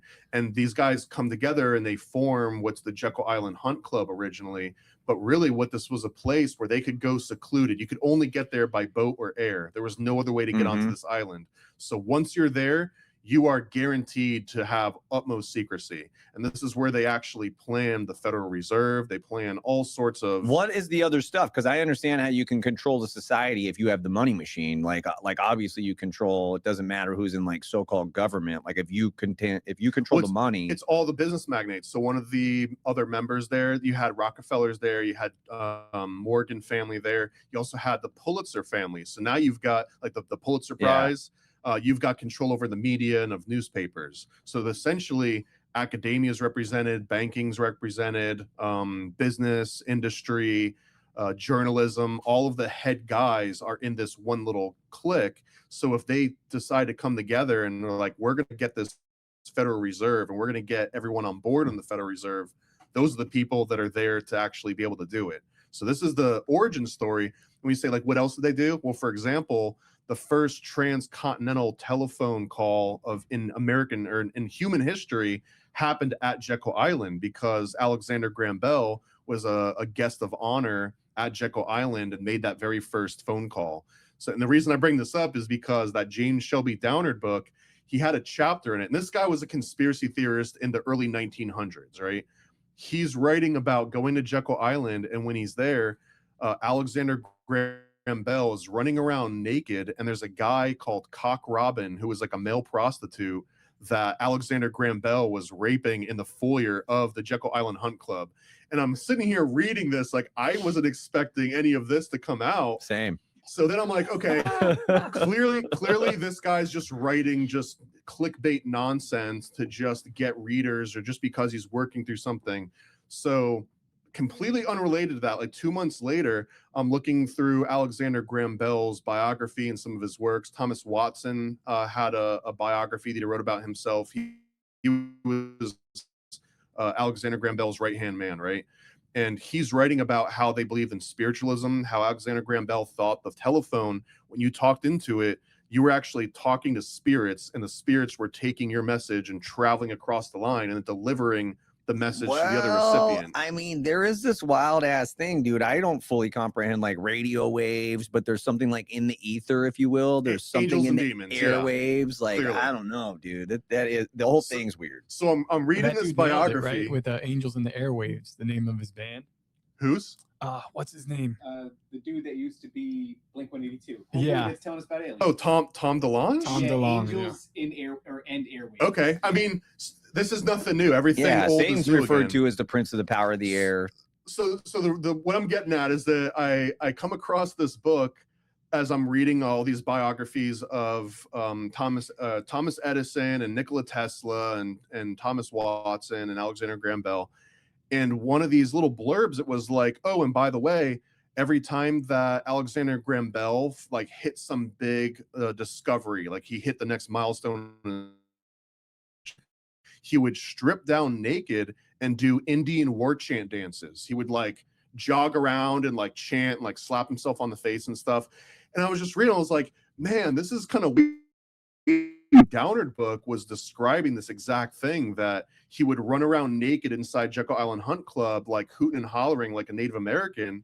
And then I found another book that said that Alexander Graham Bell was one of the biggest proponents of nudism in the early 1900s. So this dude's just wild then. He's wild. And it's like, okay, he did do these crazy war chant naked dances. He was a proponent of nudism. He's actually, there was a book called like Nudism America. But that's the thing now, to get like your genitals in the sun. Remember our guest last week said the same thing. The perineum, not the ball, it's the perineum. You're supposed to get sun on it. But dude, Alexander Graham Bell is early on. This is before nudism is even seen as an acceptable taboo. But he's part of the crew then. He's part of that crew that creates the fake monetary gold and silver. It's just currency. It's not really money. They're going to make fake money. They're going to make everybody dependent on it. They're going to create banks that have loan money that doesn't exist. So I don't know if Alexander Graham Bell had any say in the Federal Reserve. But they were just surrounding the camp, though. You're saying Correct. It wasn't just about creating the Federal Reserve for the money. It was about getting the guy who's got the phone, getting the people who control the media. Like that's really getting them all together in a place that is so secluded that they know that there's no outsiders that can eavesdrop. There's no one. And in fact, the only reason that they stopped meeting at Jekyll Island was in World War II. The military was like, guys, you're on this secluded island, and if all of you are meeting there together and the enemy attacks this island, they wipe out America. Like we can't have you meeting here. So the government actually closed the island off for the protection of the Jekyll Island Hunt. So this is the beginning of like the one world order, if you will, where they start to control everything in America. Because again, paranoid Americans. So whatever I do, I first I ask myself, is this American specific? Sure. Because I don't care as much about European Illuminati and European Freemason. I care about American Freemasons and American Illuminati. So this was like the best place to start was Jekyll Island Hunt Club. Yeah. So that's issue 1 of Time Samplers, just to show that they can travel back in time. And the premise was that they have to see it for themselves. They're not reading about a book or someone said But when that story happens, that's the beginning of like the Truman Show for America. That's the beginning of where it's all just controlled. You're going to be told narratives. I think it's always been Truman Show, but this is the first time that we've got documentation that anyone can look up and verify that this is literally where the Federal Reserve was planned. This is where the funding came from. They actually met in the secret of night. They lied about who was members. Like all of this is so easy to prove and show, like, here it is in black and white. You don't have to get into conspiracy theory to know that this is how it happened. So that was, in my mind, that was the best place to start, because anyone that's like, oh, conspiracy theory, go ahead and debunk the Jekyll Island Hunt Club. Go ahead. Right. You know, and do you think that those guys wanting to create this one world order, if you will, like in the States anyway, they just need to manipulate the masses because they still need them doing the work for whatever the stuff is that they need? Like these dudes still need to get their oil changed, and they still need people to like plant their farms out, and they need people to build their houses. And so they just want to control the masses, but they still need the masses to do the work. I think they're on a higher level than that. Even I think that they've transcended economies and money. Like when you have so much money that you'll never have to worry about, can you afford something, or if you're going to be destitute. Now you start trading financial capital for political capital and social capital. And this is why power. And this is also where you start seeing all these philanthropic organizations come together that are doing scholarships and cleanups, and like, oh, they're so altruistic, they're helping society. That's because they literally have so much money that they're like, all right, we're being seen as bad guys because we're flooding towns and taking over industries and ruining people. So let's give some back. And they don't see any of the money escaping. They just see it as a transfer of financial capital to social capital. It's just a transfer. Yeah, sure. It's money and power. And I think it seems abstract, but that's like Illuminati. That's like secret society, is that they have so much of one resource that they can interchangeably use it with other resources. Yeah. I mean, you see politicians do that where they'll trade political capital for financial capital, Sure. right? They start taking bribes. But what And happens vice versa, yeah. if someone can't entice you with more money, like you're almost untouchable. You know what I mean? Right, Like right. what could I offer you if you already have all the resources and all the money? The only thing I could offer you would be some kind of secret knowledge that I'm like, hey, even money can't buy this knowledge. And Yeah. that's usually where these like secret societies. Well, it's interesting because of the one magician or sorcerer, whatever he's referred to. He sees the apostles laying hands on people and they're receiving the Holy Spirit, and he wanted to give them money to receive that same power. So it is interesting. Like what are the things outside the realm of money? Because that's what the show was about today. Was like, if the church all it has is money to go out and do good works, then you're bringing up all kinds of so-called philanthropists that can do way more good with money. But like if the church doesn't have something supernatural, like from another realm, then it doesn't have anything. If all it operates in is the natural realm, then it's useless because there's other people with more money. Yeah, because and that's also how I see the founding of the actual European Bavarian Illuminati, is that they're attracting all sorts of like kings and princes and magistrates, people that you can't really entice with money. So what they're enticing them with is some kind of secret knowledge. And this goes to that operative speculative thing where a king sits back and he's like, man, what an amazing cathedral you guys built here. Even if I had all the money in the world, I couldn't have built this without whatever secret knowledge you guys got. Like, let me be in on that. Let me sit in on some meetings, like share some of that knowledge with me. So I think that some opportunists along the way, they were like, man, these kings, bro, like they're willing to just do anything if you promise them some secret knowledge somewhere. Yeah. So that becomes its own industry where people are creating secrets other people in. Yeah. And I think this is kind of the original premise of the Jekyll Island Hunt Club. And this is where Time Sampler starts. And then by my plan is usually by issue 3, I tell the story that I wanted to tell to begin with. So in issue 3 of Time Samplers, it breaks down the entire process of creating a monarch mind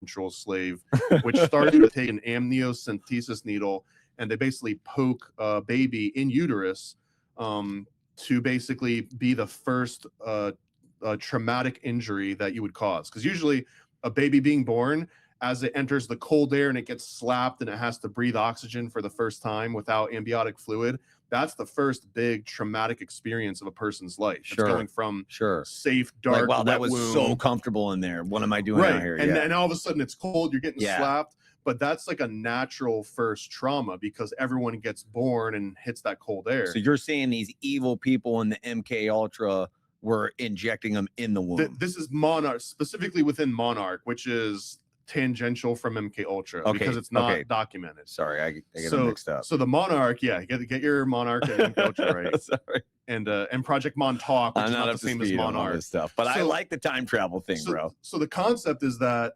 instead of letting nature be the first thing that starts your trauma-based programming, then if I can poke your baby inside your womb with a needle, it's basically telling nature, I get to be the first one that traumatizes you.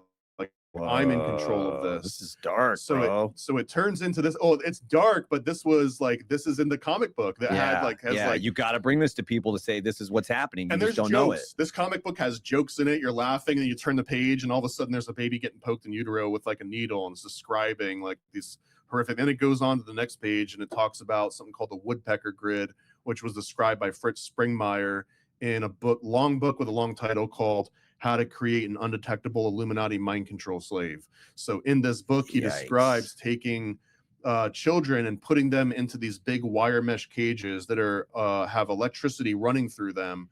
And that's why they call it the Woodpecker Grid, is because if you were to just sit there in the room, you'd hear electric synapses just going snap, snap, snap, snap, snap, kind of like a woodpecker. Jeez. And the whole premise is that the kids are getting electrocuted at such irregular frequencies that they can't plan. They can't be like, all right, I got 30 seconds until my next shock.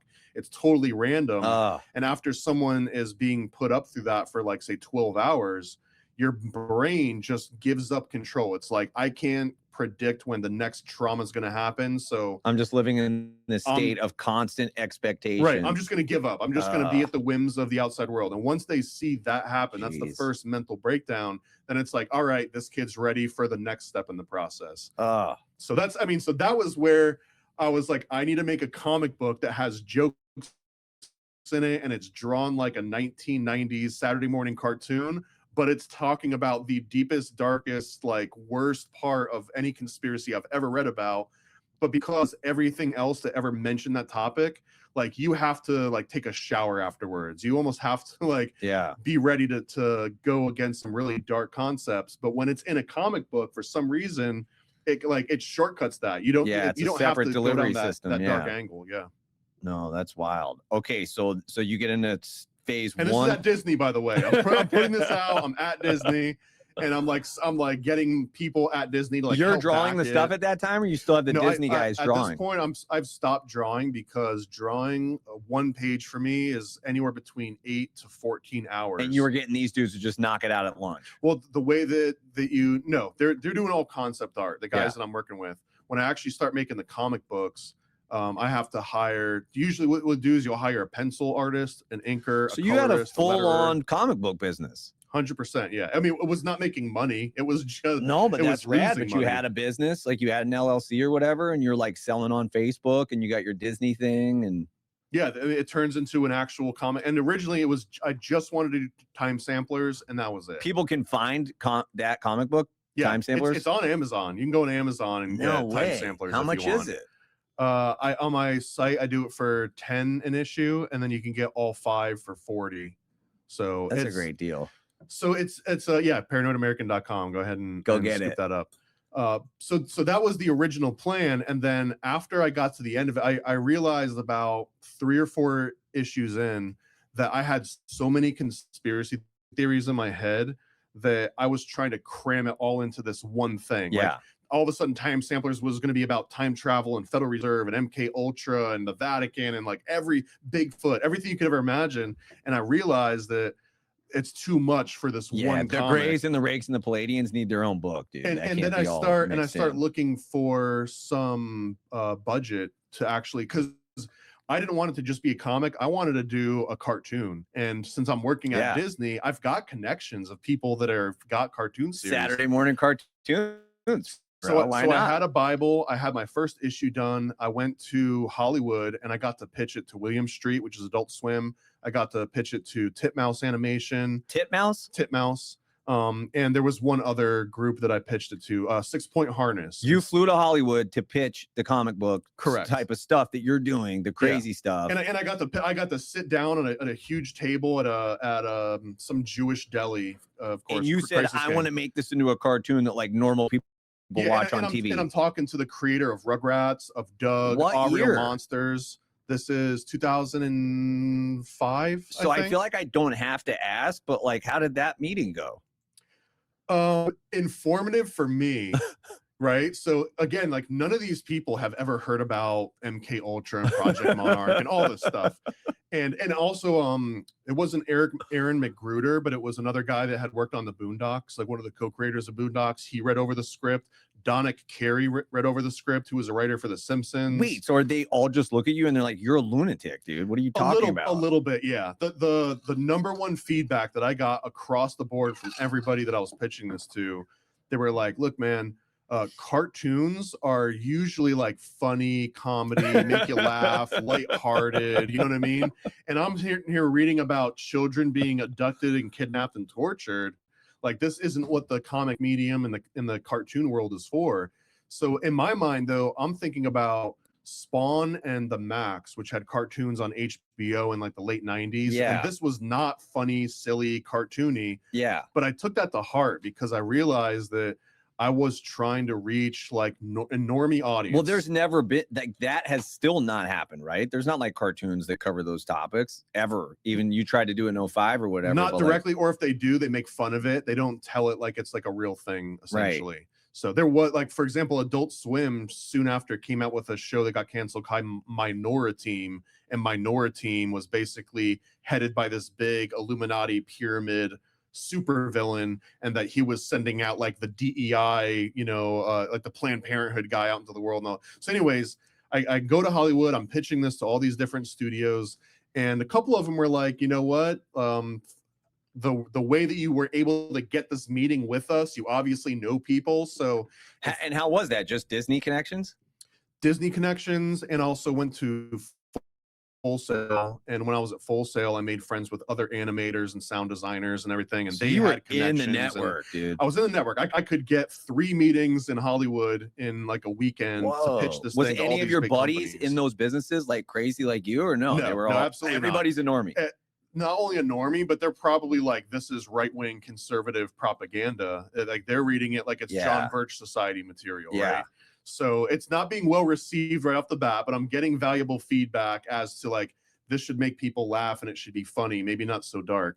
And at first I was resisting that. I was like, nah, bro, this is dark content. But then I realized after watching enough Boondocks, it's like, man, they do talk about some heavy stuff, but they make it like really silly. And you're laughing at it, but they're not making fun of this stuff. Like they had a good example of like the Black Illuminati, the people that are running BET boardroom, and it's like, we like this music, but we need more like, like TNA, and make that guy have a blunt and make her drunk or something, because we don't want these black people, having agency. We need them to be locked down by pawn shops and liquor stores. So like the way they said They made it funny, but it was like, wait a minute. It's like, this is real stuff that they're talking about. Yeah. No, keep going, dude. Don't stop talking. Okay. Like you're rolling right now. so it's like 05, you're pitching this. Hollywood won't take it. I pitched this, and I get enough people that were like, look, if you can get the pilot Did made, you want a sandwich or something? Is that why you want me to get him? No, we're good. We're good. Sure? I'm positive. Okay. So I'm pitching it to all these studios, and even though they're not on board, they're like, look, if you were able to get the meeting, if you can come up with the money, or if you can come up with the pilot, like we'll entertain it. We'll talk again more about this thing. And they were poking holes in the script. Like I sat down at 6 Point Harness with like the lead animator there, and he reads over my treatment, he reads over the script, and my 2 main characters are Lex and Cal, named after Excalibur. But anyways, and he's like, so Lex and Cal, who's their mom? And I was just like, they're like, no, you need to have the full story here. I'd never even thought that question. Oh, I guess they would have a mom. And I was like, nope, they're born in test tubes. Now they don't have to have a mom, right? But I'm like, I'm thinking this in real time, and I realize after these meetings, I don't really know my own story. I know what I want them to do, and I know the things I want to teach, but I don't know like the background of these characters. So long story, I go and we talked to a bunch of writers that were on the Boondocks, and we talked to animators that were at Klasky Supo, like some of like Rocco's Modern Life. Like these are the people that I grew up watching. Like I'm idolizing these animators and these writers. And eventually we come up with a round number of how much a 11-minute pilot's going to cost. It was $70,000 in 2005, 2006. Whoa. So I'm looking around, and we're trying to find some people that can help fund this pilot. And I actually found a whale. I found a guy that's like, I like what you're doing, and I'll give you the money in order to do this. It's 70 grand, but there's one stipulation. I want the pilot episode to be about Margaret Sanger and Planned Parenthood. And where was this dude from? Like, how did you meet this guy? Israel.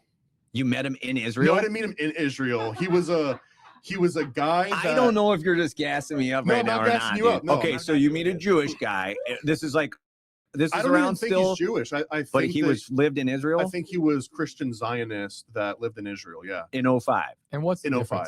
What's that? So this is way before this is like a cool topic in the internet. Like this is like absolutely. And this is I've only written the first script for Time Samplers, and I've got some concept art. The comic doesn't even exist yet. So did you do it?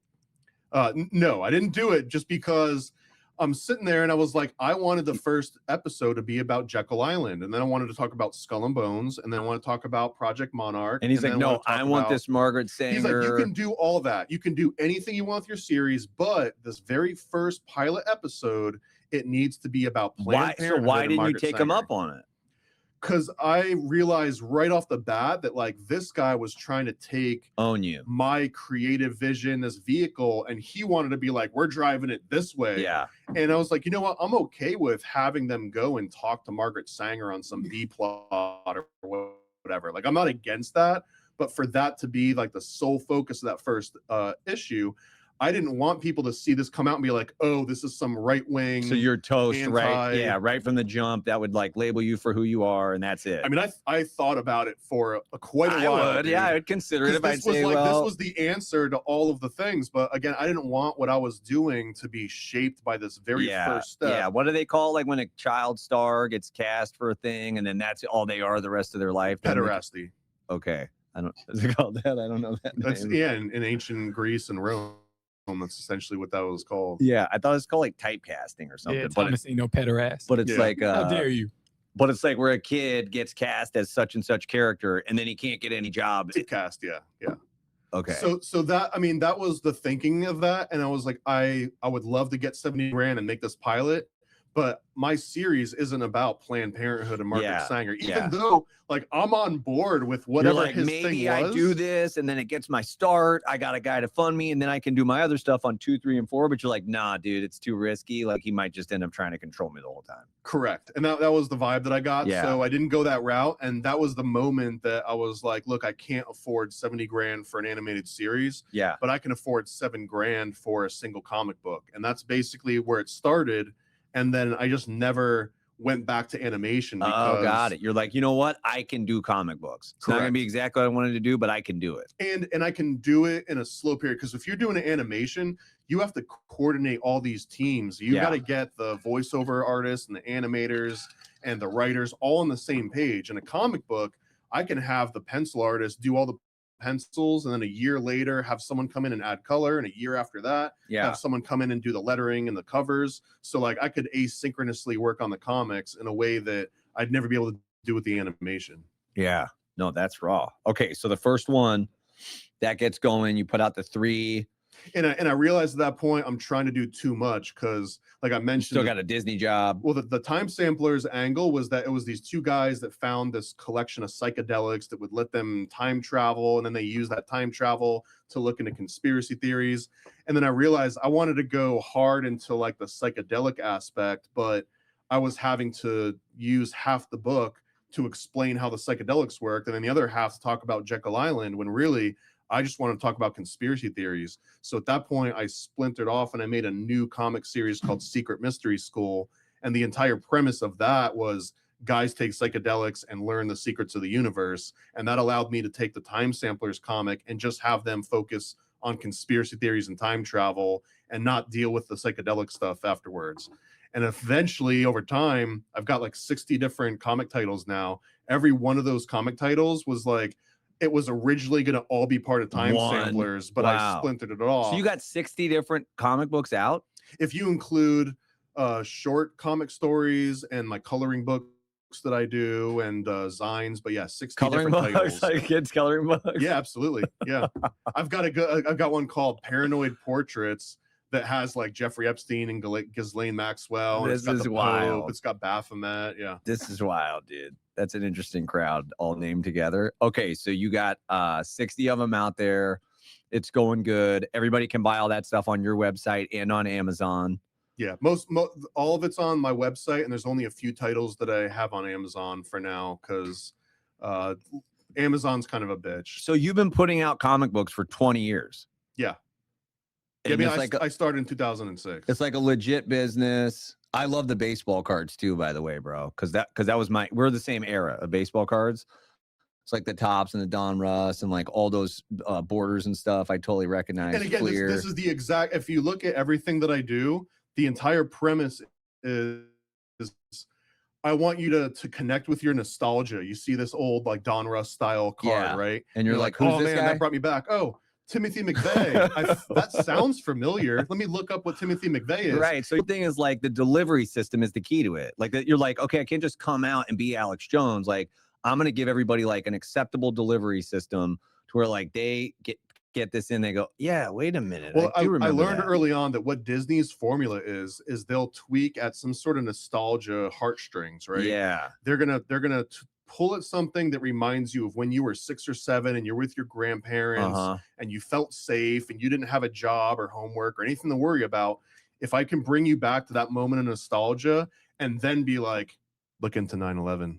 They're like, Yeah. hey, have you ever heard of Terrence Yakey in Oklahoma City? Look into that. If I can do that while you're in the Yeah. state of nostalgia, Yeah. because that's what Disney does. But what Disney does is that they bring you back to that moment of And nostalgia. then introduce you to the occult. Or, well, I would say that they more practical. They do that, but they also say, hey, doesn't this feel great? Don't you remember being with grandma and grandpa? Now buy this Lilo and Stitch backpack. Sure, or buy yeah. buy this lunchbox. Wait, is that how they get all the grown-ups to like love Disney? Like that's all it is? Like Yeah. you meet people even in the church. I'm like, guys, this is a magic kingdom. This is completely different from our kingdom. Because it reminds you of your grandparents, and then you want to pass it down to your kids, so they pass it down to their I've kids. never understood why, like, especially grown-ups and especially church people like love Disney. I'm like, I don't understand what's happening. Think about it this way: how many things do kids now have to relate to with their parents versus 100 years ago? Now, a kid's listening to SoundCloud and watching TikTok AI reel, like things that are so disconnected from their parents or their grandparents Sure. that there's no common ground to talk about. If you're talking about a Disney movie, if we both seen Snow White and grandma and grandpa saw Snow White, then now there's You like an saw it, actual, like you went to the movies and watched it with your and grandma. there's a connective tissue where you're all talking about the same story and the same premise. Yeah. Here's another example of like Lion King. Like, why the hell are they going to make a live action 3D Lion King? Why would they do that? The original is so great. Well, that's because the parents are going to want to go. when you saw Lion King as a kid, because your parents brought you, now there's a new Lion King that comes out. So you're like, man, like I remember when my parents brought me to see Lion King. I'm going to bring my kids to see the new Lion King. You go and you watch it with them, and they're watching it, and you're going, the original Lion King was so much better than this. Regardless, one, yeah. Even if, wait until we get home. We're going to sign up for Disney Plus, and we're going to watch the original Lion King as a family. Dang. So now you've got this generational nostalgia. And again, if you go out to, you're going out to like McDonald's or something with the family later that night, and they've got the Lion King Happy Meal toy, like everyone's got nostalgia, and it's like, I'll buy that Lion King Happy Meal toy. I love how you break it down. I just don't trust the system. Like, I just don't trust Disney, but I've never broken it down like that or understood it like that. But you're just like pinpoint exactly what they're doing. I just look at those systems and go, don't trust it. Like coronavirus, I was like, yeah, don't trust it. I'm not a scientist. I can't tell you all the reasons why this is shenanigans. But it's not that monolithic, because there's a Disney while Walt Disney was alive, and then there's a Disney after Walt Disney died, and it turned into like a corporate egregore. Wait, so it wasn't like what it was when he was alive? No, I mean, what was it when he was alive? I've got a very strong conviction about this, that Walt Disney was putting overt occultism into all the early Disney movies. Like if you went and saw Snow White and the Seven Dwarfs, you just got an education in Rosicrucianism. If you went and saw Pinocchio, it's filled with like crystal balls, and it's not secret. It's literally they're doing magic, Right, they're doing incantations. Right. The entire premise of Snow White is. But you're saying how is that different from after he died then? Because Walt Disney was an occultist at heart. He was a member of De Molay, which is like Cub Scouts for Freemasons. Yeah. If you're too young to join it, so he fully understood occultism. Yeah. And all sorts of like esoteric modes of thinking, because he was raised in it. After he loses control because he's focusing on the theme parks and business, it slowly starts to go into the hands of Disney corporate. And I think at that point, they didn't understand the occult aspect. They were just like, hey, we can weaponize nostalgia, we can print money, let's just keep doing this thing. But they kept that pattern, right? Like they kept the occult, and there's no Disney movies that don't have the occult in it, right? But I think that the difference is that after Walt Disney dies, they're only keeping it in because they realize it's part of the formula. Yeah, they don't know why. Okay, yeah. It's like if see you what you're had saying. a recipe handed down by your great grandma, and you're Right. like, I don't know why she put cinnamon in this thing, Right. but I guess it's always been in there. Right. Okay, I see So what you're that's- saying. So it's that's still new the Disney. same pattern. Like it didn't change that they put the Well, occult and but everything, but he was very intentional to do Well, it. he was intentional, and I think that he was doing it in order to teach people esoteric and occult concepts. For Yeah. example, Snow White is about the trade-off of human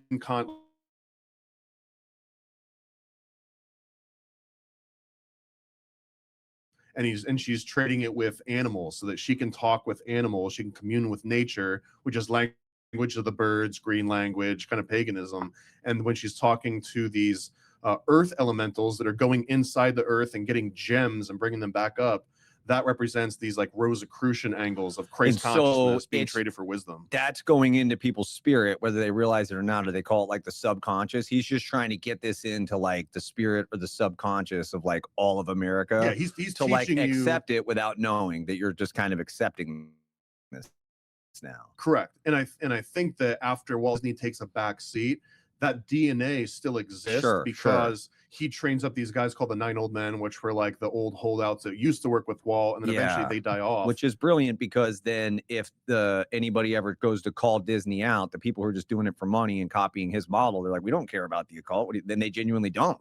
They're just following that money model that he set up. Right. So and I'm sure he was out to make money. Like he was a businessman. Sure. But I think he was trying to teach like these occult principles. Yeah. And over enough time, people just realized that he had this formula that eventually turns into a very like a dark version of it, because now every Disney movie follows a formula where Right. you traumatize a kid, you kidnap them, you kill their parents, Right. and then the first thing that they see after that happens is like the sidekick, and that sidekick's going to be the Happy Meal toy, the lunchbox, or the T-shirt or whatever. So they Right. see we can traumatize you and then show you a product to buy and then sell you that product, whereas original Disney was like, I can traumatize you and then show you occult esoteric teachings, and now Right. you're going to integrate that into your life, even if Right. it's subconscious. Or even Bambi. I mean, like they ruined like how many people grew up hating hunting because of Bambi.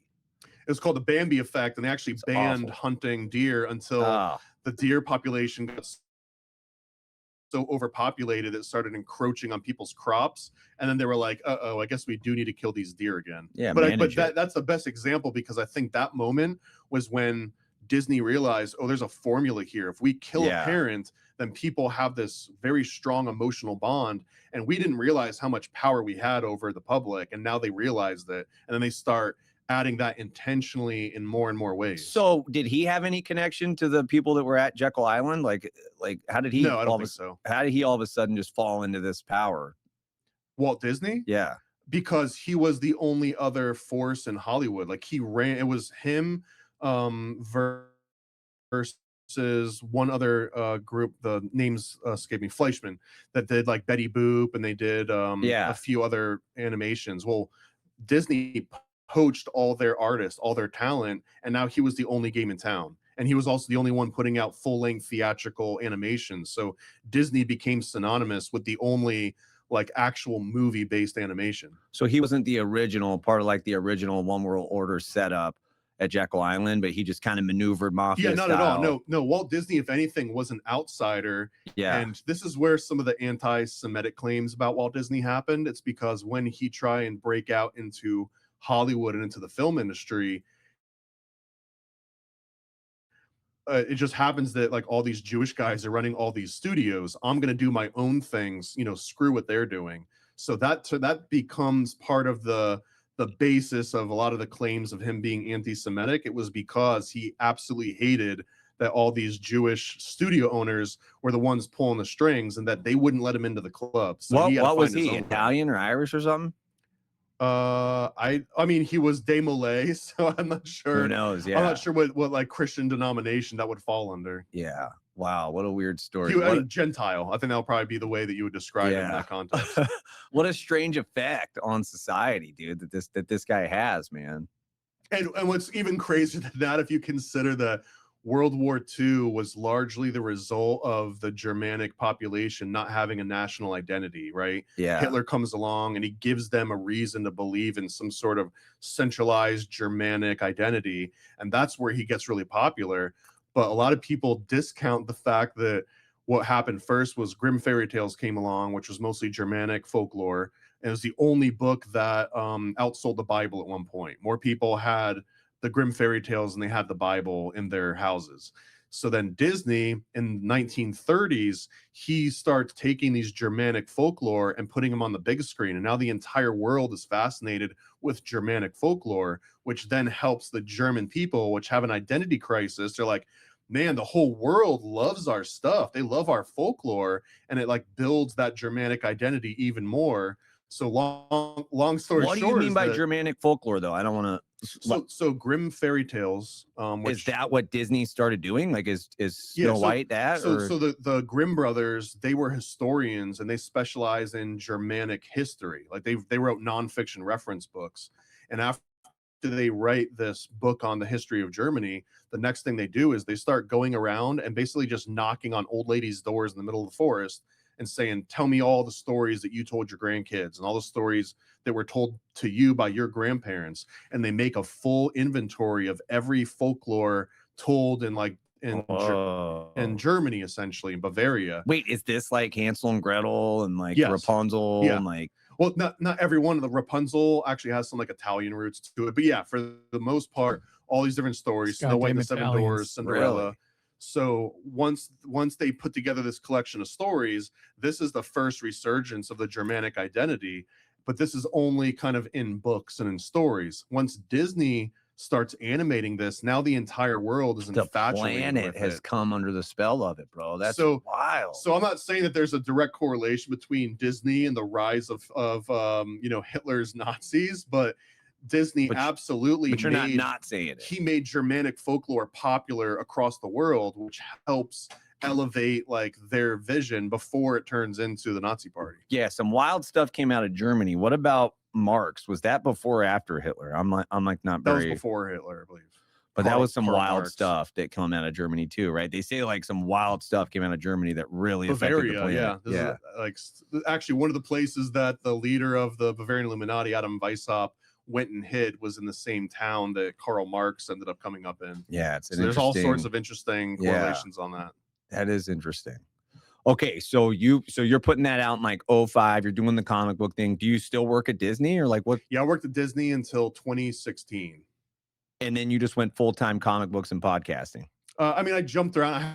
It wasn't making enough profit to pay for itself and for bills and everything. So it had always been sort of a hobby until maybe 4 or 5 years ago. And then it actually started making enough profit that I could pay off the books that I was making and have money left over for, rent and utilities. That's awesome, dude. Okay, so then what did you do when you left Disney in 2016 then?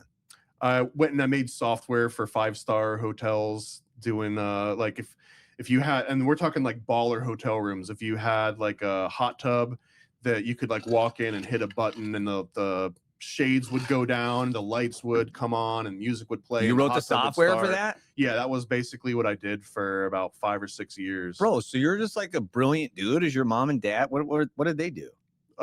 Postman and public school teacher. What? Yeah, I basically just attribute it to my mom was a public school teacher around the same time that Steve Jobs was donating apples to all the public schools, and she got to bring one home. So when I was like 4, I got to play with an Apple computer, and I kind of taught myself programming by like 7. So that would have always been my thing. And the universe was completely open to you that if you didn't have that computer, you never would have known any of that. Probably, yeah. But I think I knew like from age 5, I was like, I want to be a computer programmer, and they just went down that course. Wow. But your mom and dad could have totally been brilliant people, and there's tons of brilliant people that just don't go into some course of life that. Well, my dad was brilliant. He's still alive, but I say was brilliant because he still is. He is in his own right, but he had like a full scholarship for math. He was into like theoretical math and stuff.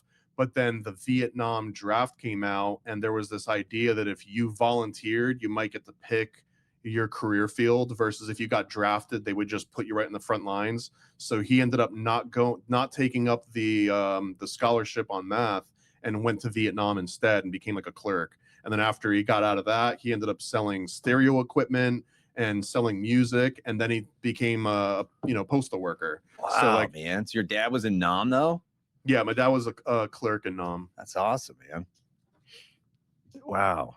No, you just have a wild story, dude. It's like you just decided to make comic books about all of the craziest conspiracy theory stuff, like way before conspiracy theory is like okay. Well, the thing that kind of stings a little bit too is that Time Samplers, the first issue, came out long before Stranger Things, but Stranger Things was essentially the story that I was telling. You think they bid off you? Do you think they? No, I think that they were inspired by the exact same stuff I was inspired by. They went down. So you've got MK Ultra, which is the easily provable government conspiracy. Then you've got Project Monarch, which is what I was talking about in Time Samplers 3, where they like poke the baby and they do all kinds of horrible stuff. And then you've got Project Montauk, which is on Long Island at Camp Hero, and that's where you take the Project Monarch slaves and you put them in a chair and you have them astral project, and then you basically connect them. They would sit in this chair called the Montauk chair,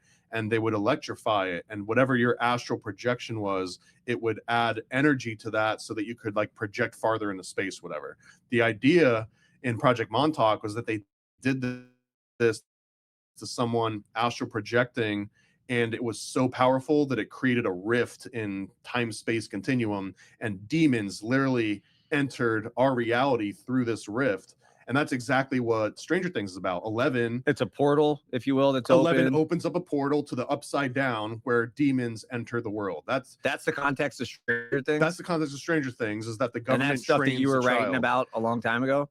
But I was just writing about, and this is based on a series of books called the Montauk Project by Preston. But D. the Montauk Nichols Project, where that happened, the astral projection, it opens up a portal and stuff comes in. It's rumored.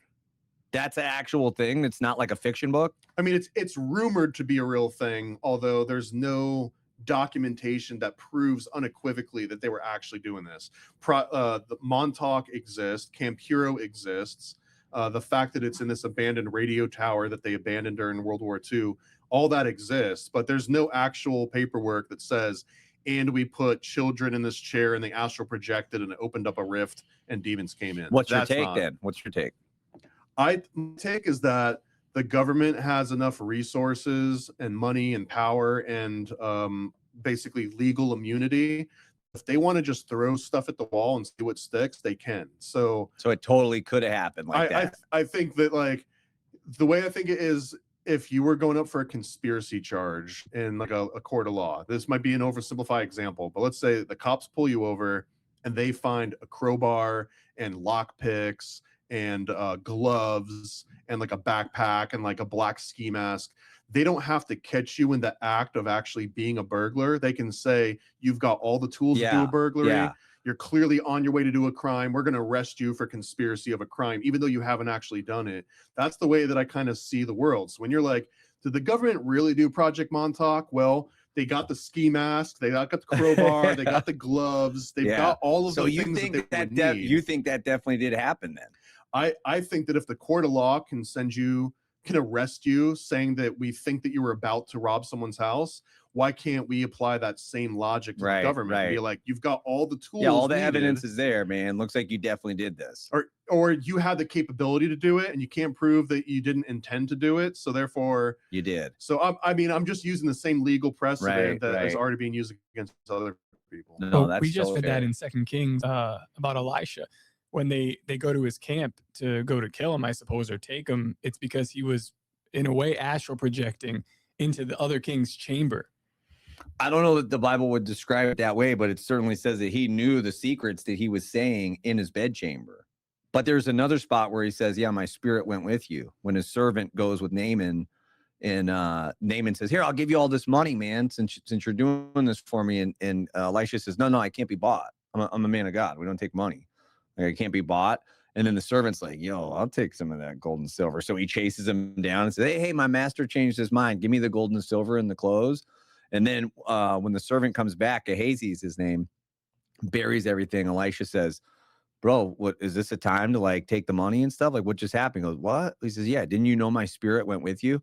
That's what Elisha says to him. He bugged him. So yeah, he did bug him in the spirit realm, man. So could that have been what he was doing? His spirit went into the dude's room and knew what he was talking about when he was making war plans. It totally could have been. This is kind of why we're fascinated with this entire idea of what they're doing now. It's just, it seems no different from what they were doing, what was happening previously. Maybe more technological or like, nuts and bolts in a way, but same kind of stuff. And now too, that you can do it across like country lines. Like you can do it online. You can put up internet and just broadcast it to the entire world. Whereas 2000 years ago, you had to write it in a book and hope that book made it far enough to like spread the message. Not even a book, right? Like a scroll that's gonna get rolled up. That's like took so long to write. And how many people could even read a scroll back then? So you were already limited to like a tiny fraction. And what language it's in? Who can read it? And again, this is also why I think comic books work so well. And if you go back and you look, the military actually used comic books as some of the original propaganda. Right before they were going to invade a country,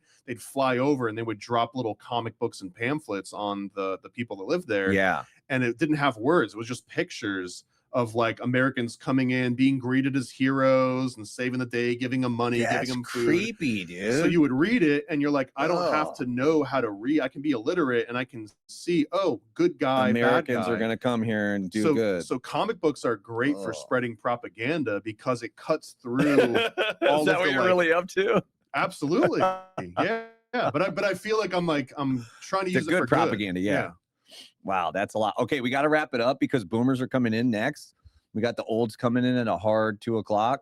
So I just feel like I could ask you a million other things, dude. Is there anything else you want to say, like as we wrap it up? We didn't even get to my military confinement arc, man. Dang it! That was where I, for the first time, I read the Bible end to end 4 times back to back. Wait, we should do just a Bible episode. I mean, we did a Bible episode. We just didn't film it. Yeah. We should do like a legit Bible episode. We could. You would dance around me on it for sure. But no, I love your takes on stuff, dude. But I feel like out of all the people that I know, not many that talk about the Bible have actually read it end to end. I was just going to applaud you if you've read it 4 times. You've already surpassed like 99% of churchgoers, bro. Well, part of it was the only book you were allowed to read when you were under special restrictions. If you were being an asshole, which I was frequently, you weren't allowed to read any other book. But because of some law that the military had, you had to have access to a Bible, bro. So you were just like soaking it up for about 2.5 months. It was the only book that I was allowed to have. So I was like, you read it 4 times in 2.5 months? Yeah. No. So, yeah. 4 times in 2.5 months. So you were just reading like 16 hours a day. You literally have nothing else that you're allowed to do. And military confinement is a little bit different than going to regular jail. You're not allowed to go back to your bunk and sit down or like lay down in bed and take a nap. Like if they saw you sitting and your eyes closed, they'd come in and just raise hell, throw your stuff all over the place. So like you were only allowed to sleep from, I think it was like 8 p.m. until about 5 a.m. And every other time you had to be awake. So you had nothing else to do. So and then I figured like this is where people usually come to God, is they go to jail and they read the Bible a bunch of times and then they become born again. So I was like, might as well see what this thing's all about. No, I love that. We should just do a full Bible episode that we filmed next time. Did it work on you? It didn't. Interesting. No, you're a very I wanted it so bad, dude. I wanted it so bad to work on me, and I figured like, okay, this 4th time something's gonna click. And I was praying daily, like every 15 minutes sometimes. What was the prayer? The prayer was almost like a call for like, just help me have some sort of revelation as I'm reading this, like have some sort of information where it clicks for me and I realize poetry from a bunch of old dudes. Do you care if I pray to close this out right now? Absolutely. That's disgusting. What do you mean? Okay. No, I didn't want to offend you. No, you can pray. No. All right, and then we got to close out because we got to run because of the boomers. Okay. We'll tell them about Adrenochrome on the way out. They're going to be terrified. Okay. Thanks for coming in, everybody. Okay, God, I just want to thank you for my boy Thomas, man. This guy is just like a really good dude, and you've given him this great mind and this great heart. And I really pray that you reveal yourself to him on this other level. Like, this is kind of even hard to hear. This dude's reading the Bible 4 times, which is so much more hardcore than most churchgoers. And he's actually seeking you with his whole heart. And somehow he's saying something's not clicking. And so, Lord, I know the way the spirit realm works. We know how like historical things happen through our bloodlines. And I just pray against anything that's stopping him from hearing you and understanding you and coming into an intimate relationship with you and not being, if you will, I'm doing finger quotes, Lord, but sold on the Bible. I pray that you would break through on his heart, and anything that's trying to stop him through his bloodline or through his past or through his ancestors would no longer have access to him, God, and you would open his heart and his eyes, his mind, and use this brilliant dude for everything that he's doing now on behalf of your kingdom, Lord. That's my prayer, because we're looking for badasses in the kingdom now, Lord. And I know we're in the same boat on that like we're living in a day where the prophets are gone. And when Elisha said, where is the God of Elijah? Like real men of God today would say, where are the Elijahs of God? And I'm just praying that you bring that army, God, and this dude's part of it, Lord. Amen. Amen. Christ is King.